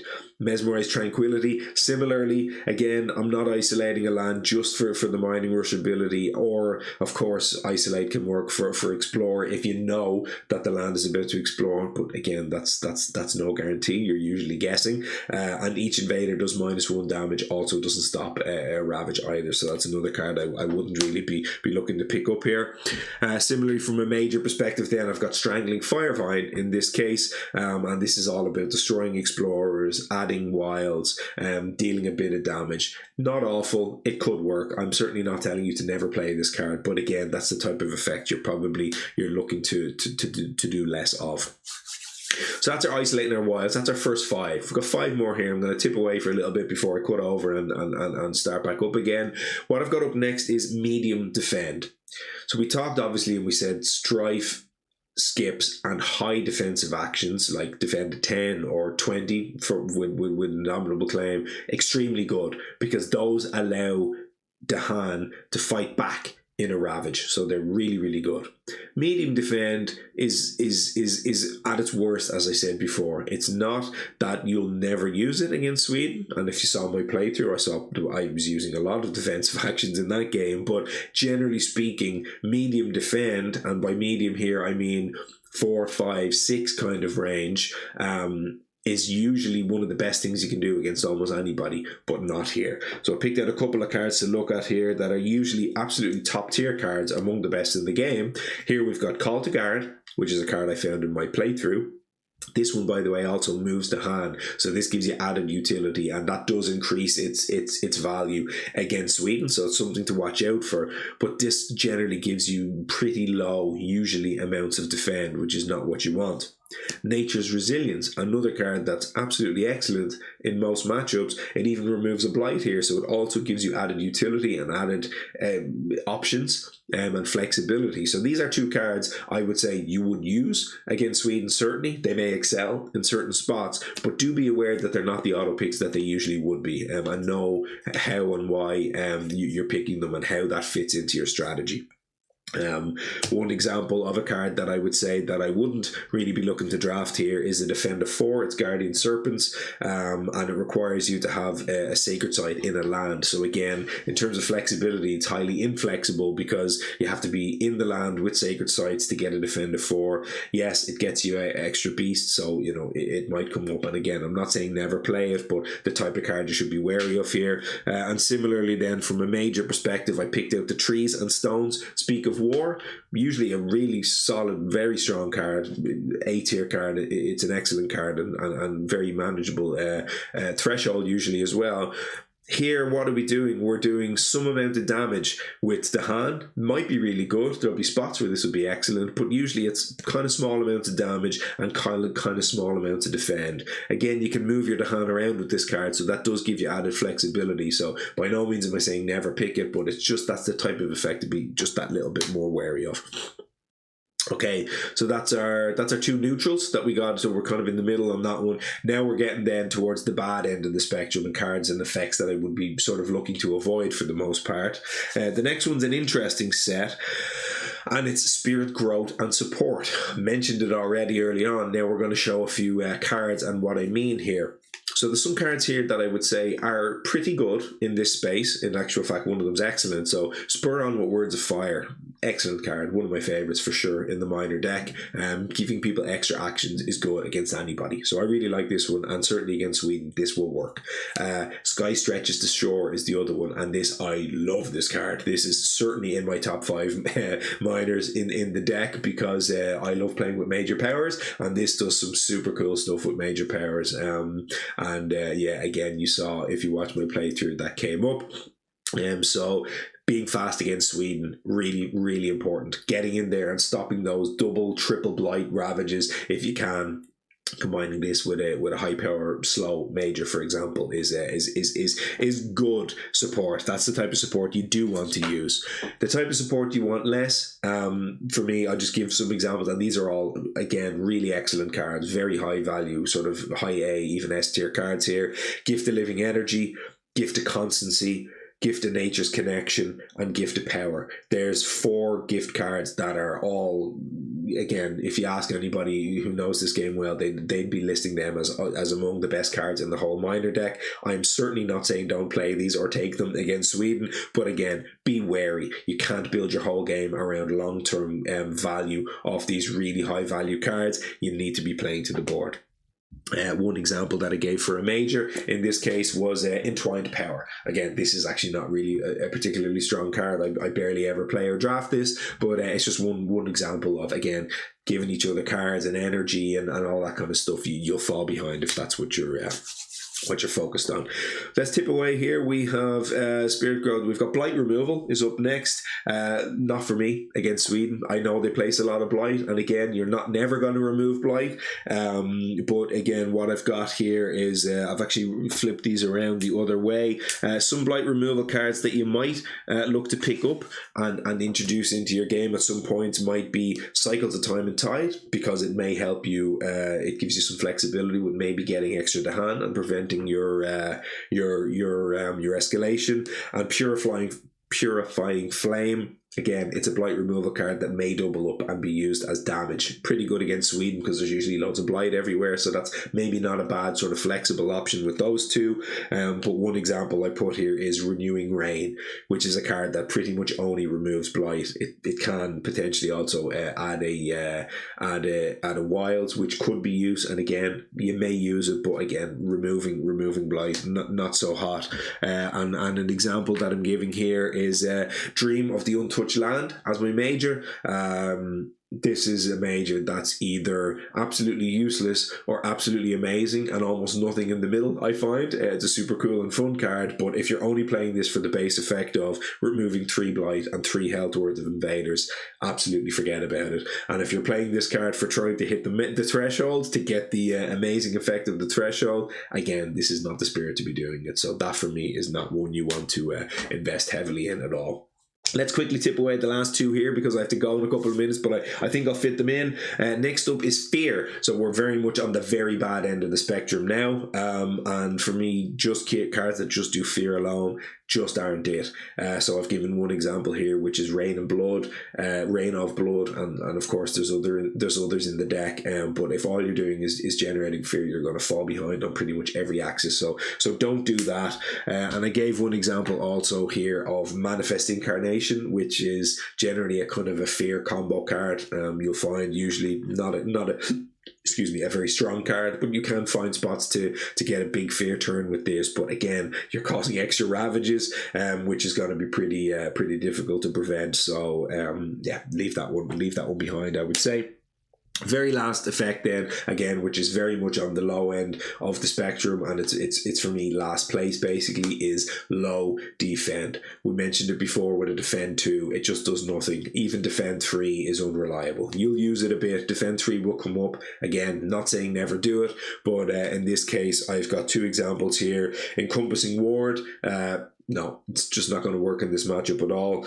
And I gave another example here of Haunted by Primal Memories. This is a card, obviously, that defends 3, which will come up. It'll stop an Explorer and a build, so you might find spots early in the game for this, or like Dark Entangled Woods, or that type of thing. But again, later in the game, it will certainly lose its value. And I gave one more final major, which is a very similar card. And this is some people even rate this card as S tier, certainly high A tier for me, and it's Bargains of Power and Protection. Another one that gives small amounts of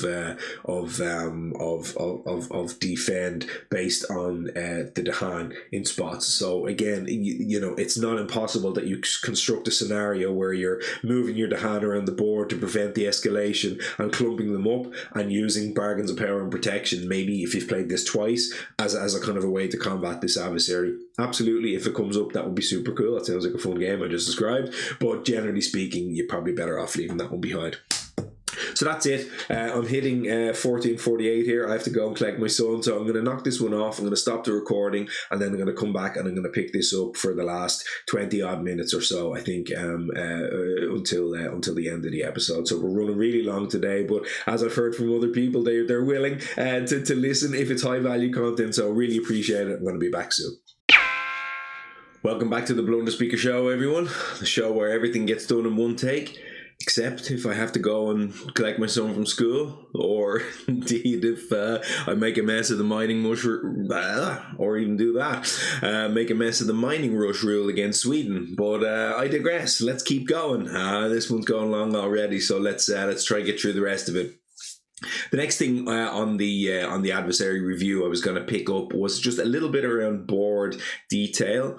I'm not really going to go into this at all, and actually this is a moment where I'm going to do what I did in the last episode and recommend you go and take a look at Red Ravages Sweden breakdown. He's got a fantastic episode on that, and he goes into real great depth about board layout. I'm going to link it here, somewhere up here I believe, and I do recommend after you finish today's episode with me, go and take a look at that, because he does a really cool breakdown on every board in the game and why certain things matter on certain boards. He shows for each board what the layouts of all the buildings are, what the good explorers are, the bad explorers. I think he goes through and he shows that that one of the terrain types is the strongest against Sweden on average, and then one of them is the weakest. I think Sands, if I remember correctly, was the worst on average terrain type against Sweden, and I can't remember, there was another one that was on average slightly better than the others too. But look, I'd strongly recommend you go and take a look at that. It's really, really good, and I wouldn't or shouldn't try to replicate that. But there was one or two other just details I wanted to mention here. Your starting board does matter a lot. We talked about the sort of variance, the high variance sort of play that Sweden provides, especially with those opening explorers. Your land 8 we talked about, that's got that extra town and a blight.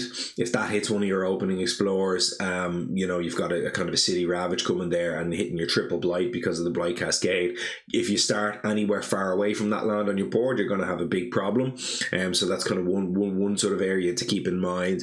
And there's other things Like, for example, with certain spirits, if you're ocean, again, somebody mentioned, where's your how are you getting to your far in inland lands? If you're board D on ocean, you've got that long kind of wetland that stretches all the way back. I think it connects onto your land 8. But if you've got some of the others, you might be 2 or even 3 range away. So there's certain spirits. Ocean is one. Volcano, of course, is always another that really cares about sort of where it starts on the board and sort of what lands are around it and what are some of the kind of details around that. So kind of picking which land you start with as volcano can really matter. Some boards, for example, you might start in that starting city land, which is going to be really big news, and that'll be one of your much easier matchups because you get to wipe that out almost for free early in the game. Another one that we saw, for example, is stone, who we'll talk about after, and kind of the board configuration and sort of how the lands come out matter, of course, there as well. So just something to bear in mind, that it generally does matter more against this adversary than probably most of the others. I will do a little breakdown here on the spirits. I just wanted to talk a little bit around sort of some spirits that are strong and maybe some spirits that are weak. So we heard a lot from a lot of the inputs earlier in the show. People saying that some spirits just have an extremely good time, and they're very, very strong, and they've got very lopsided matchups, and that's absolutely the case. So we talked about some of the effects that really work. Skipping ravages really works well. There's a bunch of spirits that have skips in their kit, and green. Spreader Rampant Green is one that can basically skip every turn pretty much. So skipping your ravages with green, that's a really strong matchup there. You've got then kind of control. So we talked about invader control, and we talked about the hand control as well. So Finder of Paths Unseen, it's an extremely good matchup. It's probably their best matchup. Because you just move stuff around, and most of the time, as we said before, they're not loading up loads of buildings in particular lands. For the most part, you're going to see a kind of an explore town city. That's your ravage coming through. 3 invaders, and then Finder's got a bunch of abilities that just move 2 out. So you just move the 2 buildings out, and the Explorer Ravage is safe there. So Finder does really well. Damage spirits I think can do really well here. I think I just mentioned Volcano there. If you get the right board set up for Volcano, it's a very straightforward matchup, especially and even Volcano is one of the spirits who can really just kind of let them do their thing for a couple of turns. You can just let them ravage once or twice. If you've got those big build-up ravages you can't quite get to, just leave them. Take the 2 blight, take the extra blight cascade if you need to. Volcano will play a lot of games where it has to flip the blight card early anyway. At least that's how I play them. And you kind of just hope, you cross your fingers a little bit. It is a very high variant spirit, but if you flip the blight card, you'll take a couple of blight to scale. If I want to use that term again, you'll just end up wiping them out. You can almost ignore almost everything they do, just G2 a couple of times, go for that 6 eruption, and just wipe out everything, and it's super strong. But really, there's actually a whole host of spirits in this game that have multiple things. They either have a skip plus, damage, or, they have control plus whatever. There's a bunch of them here. So we saw Trickster and Voice are 2 of the ones that we talked about in terms of Strife. They have Strife, but they also have damage as well. You've got Starlight, who's got a skip and control, and it can draft majors and a bit of defend if it needs. It's got more or less everything. You've got Rising Heat of the Sun. Is that what you call it? Rising Heat of the... No, not Sun. I think I've only played the Spirit ones. I can't remember what you call it, but Heat of the Sand maybe, or something like that. But anyway, they've got a lot of damage, but they've got movement, they've got control, I think they even maybe have a skip in there as well. I don't know them all that well, but you've got Relentless Gaze of the Sun, again, skips and damage. And it's got invader control as well. Behemoth, I think arguably, if I had to guess, Behemoth, how do you call Behemoth? Emberide Behemoth might be the best spirit in the game against Sweden, because everything they do is insane against Sweden. They've got a bunch of damage, they've got a skip, they've got a fast control, they've got adding wilds, as we talked about, is pretty good. They've got basically everything they need in there. Another couple there at the end then, it's just more on the Dahan end of things. You've got ThunderSpeaker and Hard Vigil as well. They're not S tier matchups, I wouldn't say by any stretch, but they both have good Dahan movement. ThunderSpeaker obviously got a bunch of damage to clear out the towns, albeit a little bit slowly, so you might have to take some blight there. And then Heart Vigil, of course, has that kind of counter-attacky, it's not quite a skip, but it's like a skip type of effect. So they might take some blight, but protect their presence. And then a little bit later in the game, of course, they've got that kind of effect that lets the hand fight back first. And again, there's no extra bonus health on these towns or on cities, and very often there's only a handful of buildings in the land. So it might be attacking for a lot, but the hand can first strike, if you know that term from Magic, kill them that way. So there's some strong matchups. Just in terms of weak ones then, I'll move a little bit quickly through these. There's some spirits that are just a bit too slow. Lure of the Deep Wilderness, Shroud of Silent Mist, and Wounded Waters Bleeding. Again, 3 spirits pretty slow out the gate and struggle a bit to deal with cities early. So not great matchups there. If your spirit is too defensive in nature, so for me, Earth, it falls into this, and Eyes Watch from the Trees as well. Again, they're not unwinnable matchups. Eyes in particular has some good unique cards that do some pretty good things against Sweden, and they have one unique that can defend up to 8, I think. So certainly not unwinnable, but again, you have to be a little bit careful, because your main innate, which is your main ability with Eyes, is going to take a while to get going and get overrun pretty early. If you're too heavy on support, Memory is one here. I think that struggles a little bit. Again, they've got 1 or 2 pieces of their kit that can work. You've got the one that does the protect the hand and let them fight back after the Ravage, so that's not bad. And of course, they can always just conjure up a major or 2 out of nowhere and kind of go to town a little bit, so that can work. But again, their action economy is pretty low, and if they don't find the right major, they're going to be in pretty big trouble there. Blight is another problem for certain spirits. So Fangs is one that kind of struggles a bit once the land starts blighting a lot. So they may struggle if they don't get out ahead on tempo quite early. And then there's a couple I think we mentioned before. Ocean was one that struggles. Serpent is another I think that struggles with Blight and takes a bit of time to get going. And Keeper, another one as well. None of these are too quick early. They're a little bit more all in on power. They build up and they sort of take over the game around sort of turn 5-6. They turn the corner and they overpower the invaders, but if you wait too long, you'll just be overwhelmed. So that's the case with those. The next thing we're going to do here is I am going to dig a little bit into the game. Obviously it's a very long episode, so I'm not going to spend too long going through the game itself. And we did mention before, of course, too. It said at the top of the episode around the fact that I'm now bringing this onto the to the audio only medium through the kind of your standard podcasting sources. So I don't again want to make this too much about you need to have seen the playthrough to really get value from this section. So if you're listening on to the podcast having not seen the playthrough, please don't turn off now. I'm going to give a little bit of a breakdown about what we saw in the game, but I'm going to really keep the focus on kind of the concepts, right? What worked, what didn't, and that type of thing, as opposed to really digging into on this turn, that turn type of thing. So again, you stick with me, and then we'll close this out and we'll move on then towards the end of the episode where we introduce what's coming in the next playthrough. So basically, if you haven't already, please do. I'm not sure if I've linked it already in the episode or whether I'm going to do the little link up here now, but go and watch that playthrough. I would strongly encourage it if it's that you're so inclined and you like that type of thing. It's a long playthrough. It's the guts of 3 hours, but it's super interesting, and there's some really cool and unique type of play patterns going on that I'll talk about in a bit, but that I won't spoil. So I'll give you one last chance right now. Go and watch and come back to us. Hopefully you've done that and we've done the little turnaround thing. Otherwise, let's keep moving everybody else. So first of all, we had Stone and we had Vengeance, right? That was the winning combo that people chose, which was a little unsurprising to me. I thought it might win. It seemed like a cool matchup, and it certainly indeed played out that way. It was really, really fun, really unique, interesting kind of interplay with the blight and how that was managed on both sides of the board. Pretty much exactly how I drew it up and how I thought it would go is exactly how it went.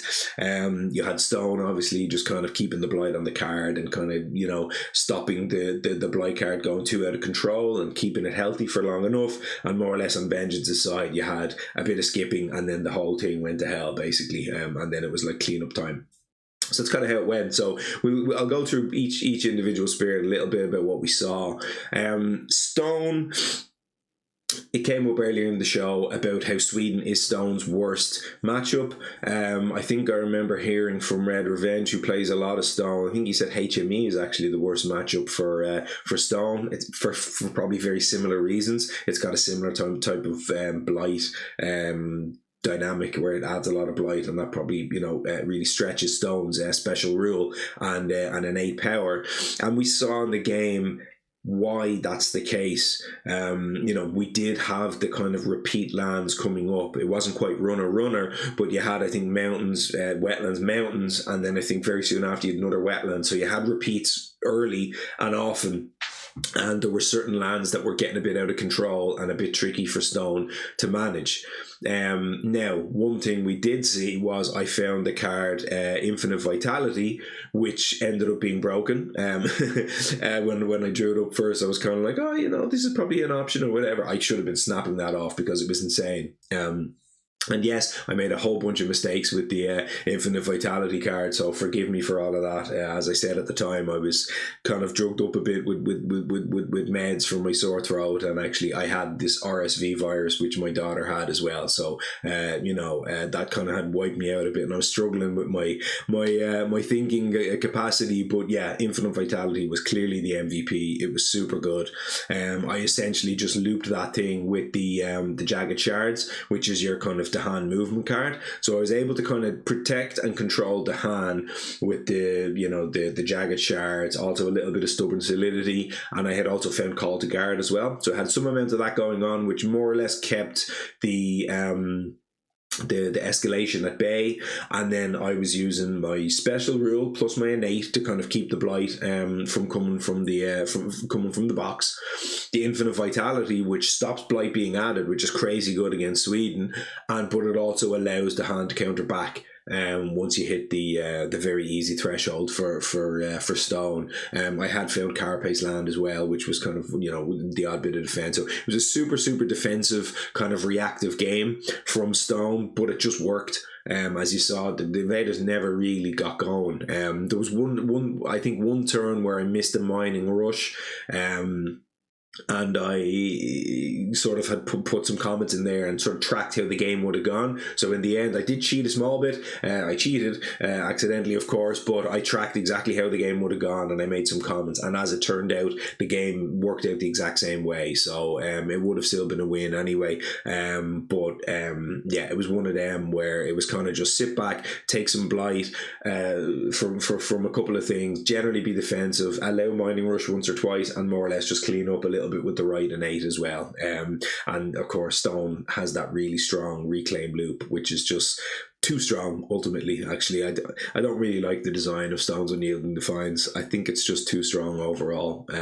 Its innates just scale too well. Its abilities all just scale too well against the invaders, and it's just got an overly powerful reclaim loop, and it's like super telegraphed as well because it gives you the extra 2 earth on the reclaim. It's practically forcing you to reclaim because it's just so good. And if you find that one single major, you've plenty of energy to be able to play a major as well. So yeah, look, it did Stone things, right? That's just what Stone kind of does. And I mentioned before, I don't play them very much. That's the reason why. I think for the most part, it's just too strong for standard level 6s. I will probably end up pulling it back out of the box for some of those 6/6 combos that are really hard to beat with anybody else. So I'll probably end up pulling it back out for a couple of them. But that'll be it for now, certainly. And it'll be a while before you see it on the channel again. But I'm glad I got it in. So Vengeance then on the other side, I think there was some more interesting things happening in the game with Vengeance, and this is where I was talking about some of those unique play patterns happened. So early on in the game, it was a little bit about just kind of skipping to buy some time. I played the skip card that they have. I can't remember what any of their cards are called.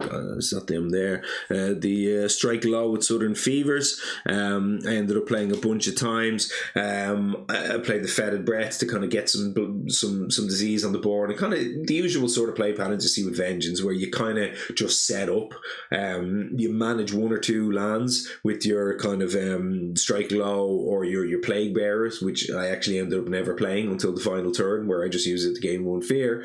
But usually you'll end up sort of managing a couple of lands. Again, usually you'll have a lowish action economy for the first sort of part of the game, and even the actions that you're taking are often fairly weak. Like your first level of Bow and Eights is super weak. You'll use them to maybe pick off the odd explorer, maybe prevent a build here and there, but they don't really get all that much done in the game. You're usually, by design, getting slapped around the place a bit. And of course, against Sweden, that means blight, cascade, mining rush, extra town. So the town just went to hell. Sorry, the island just went to hell. And that was kind of pretty okay. I had one or two events there that was making me sacrifice the Han. I can't remember the one that kept coming back, that where you put the disease and then you kill a Dahan.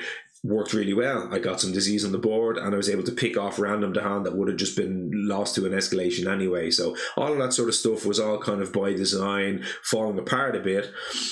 But a big part of that as well was, as I was going, I had found the other disease, the disease miner, the one very close to your fetid breath card, but it can only go in I think jungles or sands. I'd found that one, but I could never really sort of line it up. There was a couple of turns where I had that and Plague Bearers in my hand, and it was like, if I find the right turn here, this could be really effective. I play them both together, and I use that to just solve one land, because if either a jungles or a sounds comes, I can kind of solve the land. But as it was happening and the way the invader cards were coming, it wasn't super likely that was going to work for me. So I ended up in this weird spot in the middle of the game where I underplayed like 3 turns in a row, because I just couldn't really see a better alternative.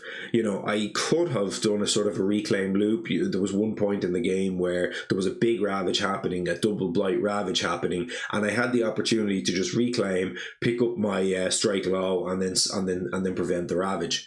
But I said at the time that that type of play pattern, it can work, and I've already said reclaiming earlier on in this episode. I said reclaiming can be good against this particular adversary, but I wasn't going anywhere. I hadn't grown enough where I was hitting my innates in any sort of meaningful way. I didn't have a set of cards that were bringing me forward in the game or getting me anywhere near a win state. So that's a really important distinction to be able to make there. Think back to what we said about God knows how many hours ago at this stage in the episode about strategic thinking and tactical thinking. In that particular moment, a tactical choice could have been to reclaim, pick up the thing, prevent the ravage, and prevent 2 blight. Always a good thing, right? Two blight, it may have kept me a healthy island, I can't remember, right? But it wasn't getting me anywhere, and I was more or less, after I did that once, I was back in the same sort of spot the next turn, where I still didn't really have a clear path forward. I didn't really have a good set of cards in my hand that texturally were lining up well with the way the invaders and the board was kind of progressing, and I was just kind of stuck. So I ended up in this spot where I went for a major. I lined it up and I said, okay, I'm going to gain a major this turn, and then if it's the right major, I'm due to reclaim next turn. I can reclaim and I can hit it again if I find the right, maybe 4-cost major, something like that. And I found Fire and Flood. Now, it ended, the way it transpired was I had exactly 7 energy after I drew it up, so I could play exactly Fire and Flood, and I still had 2 cards in my hand, the 2 I described before, so they ended up sitting in my hand again. I played the Fire and Flood, and then I find myself in this weird spot where I can reclaim and I won't have nearly enough energy to play Fire and Flood, and I won't have enough energy to play it on the following turn either. And I was in this weird spot where I'm looking, I go in the tank for ages, and I eventually find that the right play is, after playing the Fire and Flood, so let me describe the turns as they go. The turn before Fire and Flood was underplay, play 1 card, and underplay, hoping to maybe make something happen the following turn. Then I gain a major, and I can only play 1 card, so I'm underplaying again. Then the following turn comes, and the right decision that I made, whether it was right or wrong, is maybe still to be agreed upon. But I ended up going G2, pull 2 presents off my track, and play nothing. And this is on about turn 5, maybe turn 6, I think it even was in the game, turn 5, and I played no cards. And I had 2 cards in my hand, but the way it worked out was if I G2, I do it in such a way that I gain just enough energy to be able to reclaim the following turn and play the Fire and Flood again with enough other cards and elements to hit the threshold on the Fire and Flood. And because I had on stone side, I had the Sky Stretches to shore, I could combo the 2 and I could go ahead and I could wipe out 2 lands. So I kind of had it lined up where it was Fire and Flood, then absolutely nothing, then Fire and Flood again.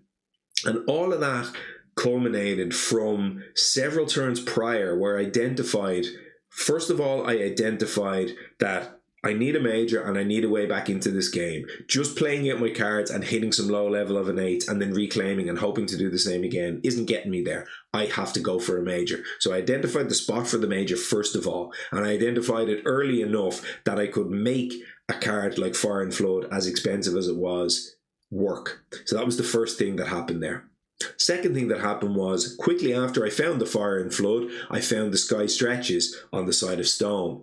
And if you saw the thing, I just snapped it off. As soon as I saw it, I'm like, yes, there it is. And I'm familiar with this play pattern from plenty of time, especially playing in 6-6 matchups. Sky Stretches to shore is one of the best cards in the whole deck, in minor deck, if not the single best card in the minor deck, because there you heavily rely on the big, powerful, expensive cards like Fire and Flood less, but things like the Rumbling Earthquakes card, the Black Hole card, whatever you call that one, Draw Towards the Consuming Void, and most in particular the Cast Down in the Briny Deep. So those 2 cards, getting to do that kind of fast phase Cast Down in the Briny Deep is a play pattern that comes up a lot because the game just gets too far away from you. So as soon as I saw it, I knew. And it was like, I even said it on camera at the time, I was like, this is it. This is my win condition. So I'm taking a turn and I'm making tactical decisions right now, but strategically, the rest of my game is going to be mapped out around those 2 cards. So I knew. So it basically, getting to the win condition that I got to was like 4 or maybe even 5 turns. It was, I think, maybe 4 turns of building around those 2 cards. So that's just something really kind of, I would say a game management thing. I got the timing shift at the right time.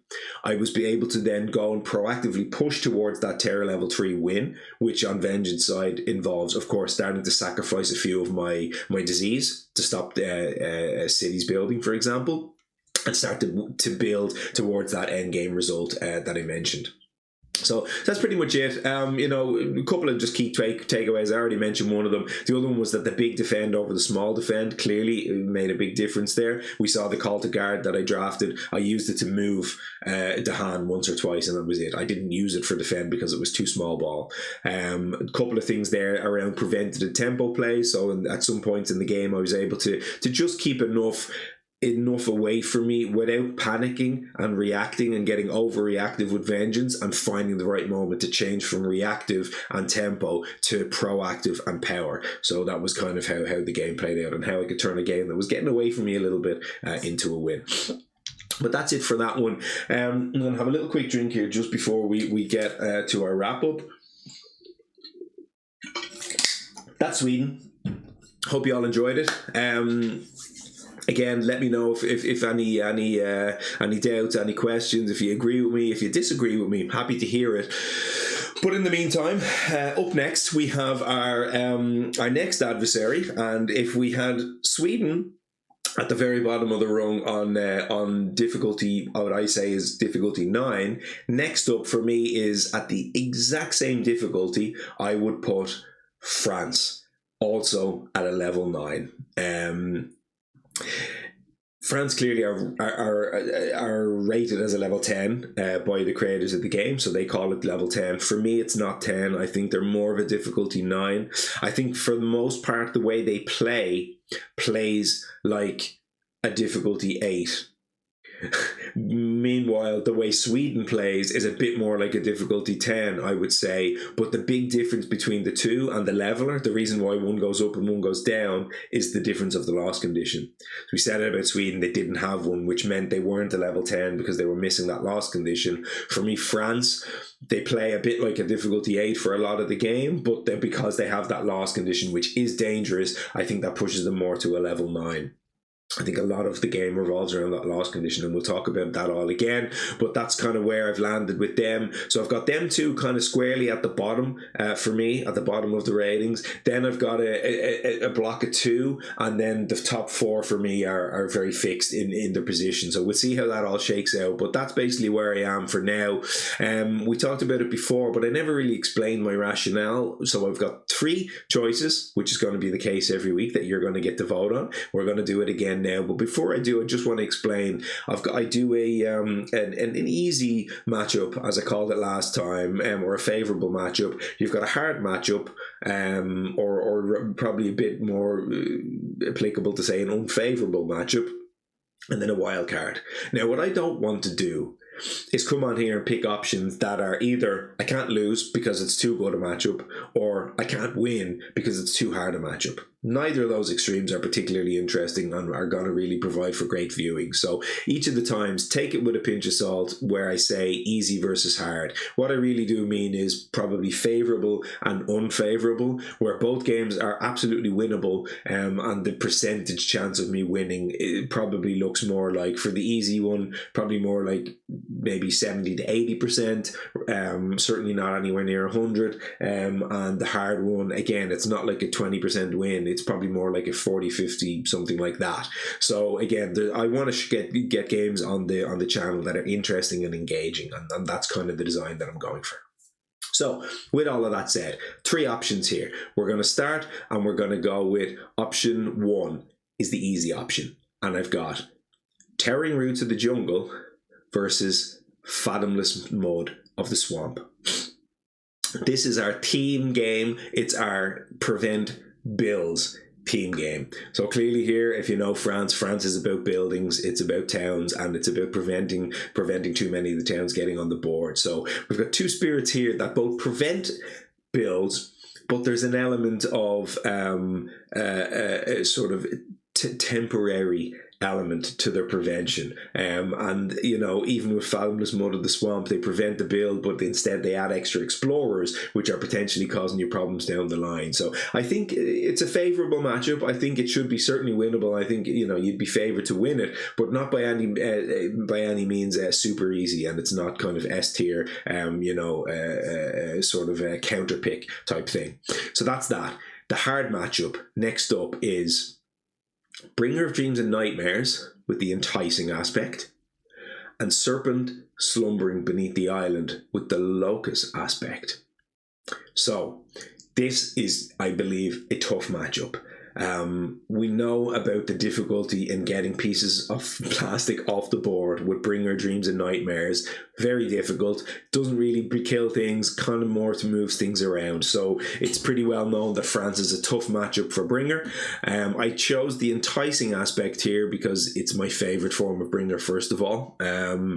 It's got an element of movement in there. So one of its innates kind of gathers some pieces and things like that. So there's some interplay there, and I think that adds another sort of layer of texture beyond just slamming majors and generating loads of fear, but it can still do that. So it's got the fear element, it's got a bit of the movement element going on, and then Serpent Locust gives you then a kind of a combo element where Serpent will then allow Bringer to double up and repeat majors on other parts of the island. So I think that's got some pretty cool, interesting kind of interactions going in there. Really like the sound of that one too. Finally, option 3, our wildcard option. Again, somewhere in the middle. Not quite sure if it's good or bad or indifferent, but we'll see how it goes. We've got Wounded Waters Bleeding and Heart of the Wildfire.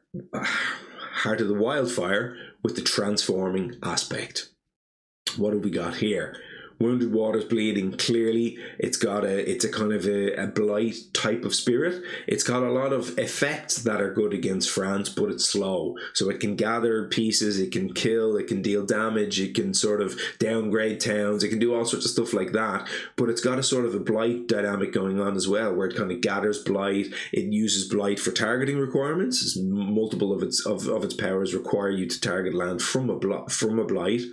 And then you've Heart of the Wildfire, which is trying to remove blight from the island. So, and it's also trying to let your play partner remove blight as well. So you've got that kind of interesting dynamic where, you know, Wildfire wants to remove it. Wounded Waters is saying, I don't necessarily want to remove this type of thing. And also, of course, then with the France 5 ability, which we'll talk about next time, that punishes you for trying to remove blight from the island. So some really interesting dynamics going on with that one as well. So I think 3 matchups here. Again, you can see what I'm going for. I'm kind of trying to theme them a little bit. I'm not just picking 2 spirits at random. I'm trying to make something a little bit of a story, or a little bit of a back and forth and that type of thing with these matchups. So hopefully you enjoy that. But just to let you know, of course, as last week, the poll, I'm going to do a poll for all 3 options, and that is going to go live with this episode. So if you're listening to this right now, please do jump over and vote in the poll. I will attempt to do one of those floaty, put a link to it, but I have a feeling that this won't work, and it'll be more down in the description. Hopefully I can put a link to that poll. I didn't do that last week as I didn't think of it, and I only thought of it this morning, and I meant to test whether I can do that or not, so I'm not fully sure I can put the link there, but have a look. If there's a link, click it. If there's not, go to my page and click on the community tab, and you'll find the poll there. Huge thank you to everybody who voted last time. I think it ended up with 55 votes overall, which was amazing. Let's see if we can better that this week and go for even more still. So look, massive thank you to everybody. We're going to leave that there. We're closing out at 12 minutes past 4 on the same 30th of January, so you can be assured that I am still here. I'm still kicking. I did this in 2 takes, albeit two one-shot takes, and I really enjoyed this episode. We went very long today. If you stuck with me till the end, massive thank you for that.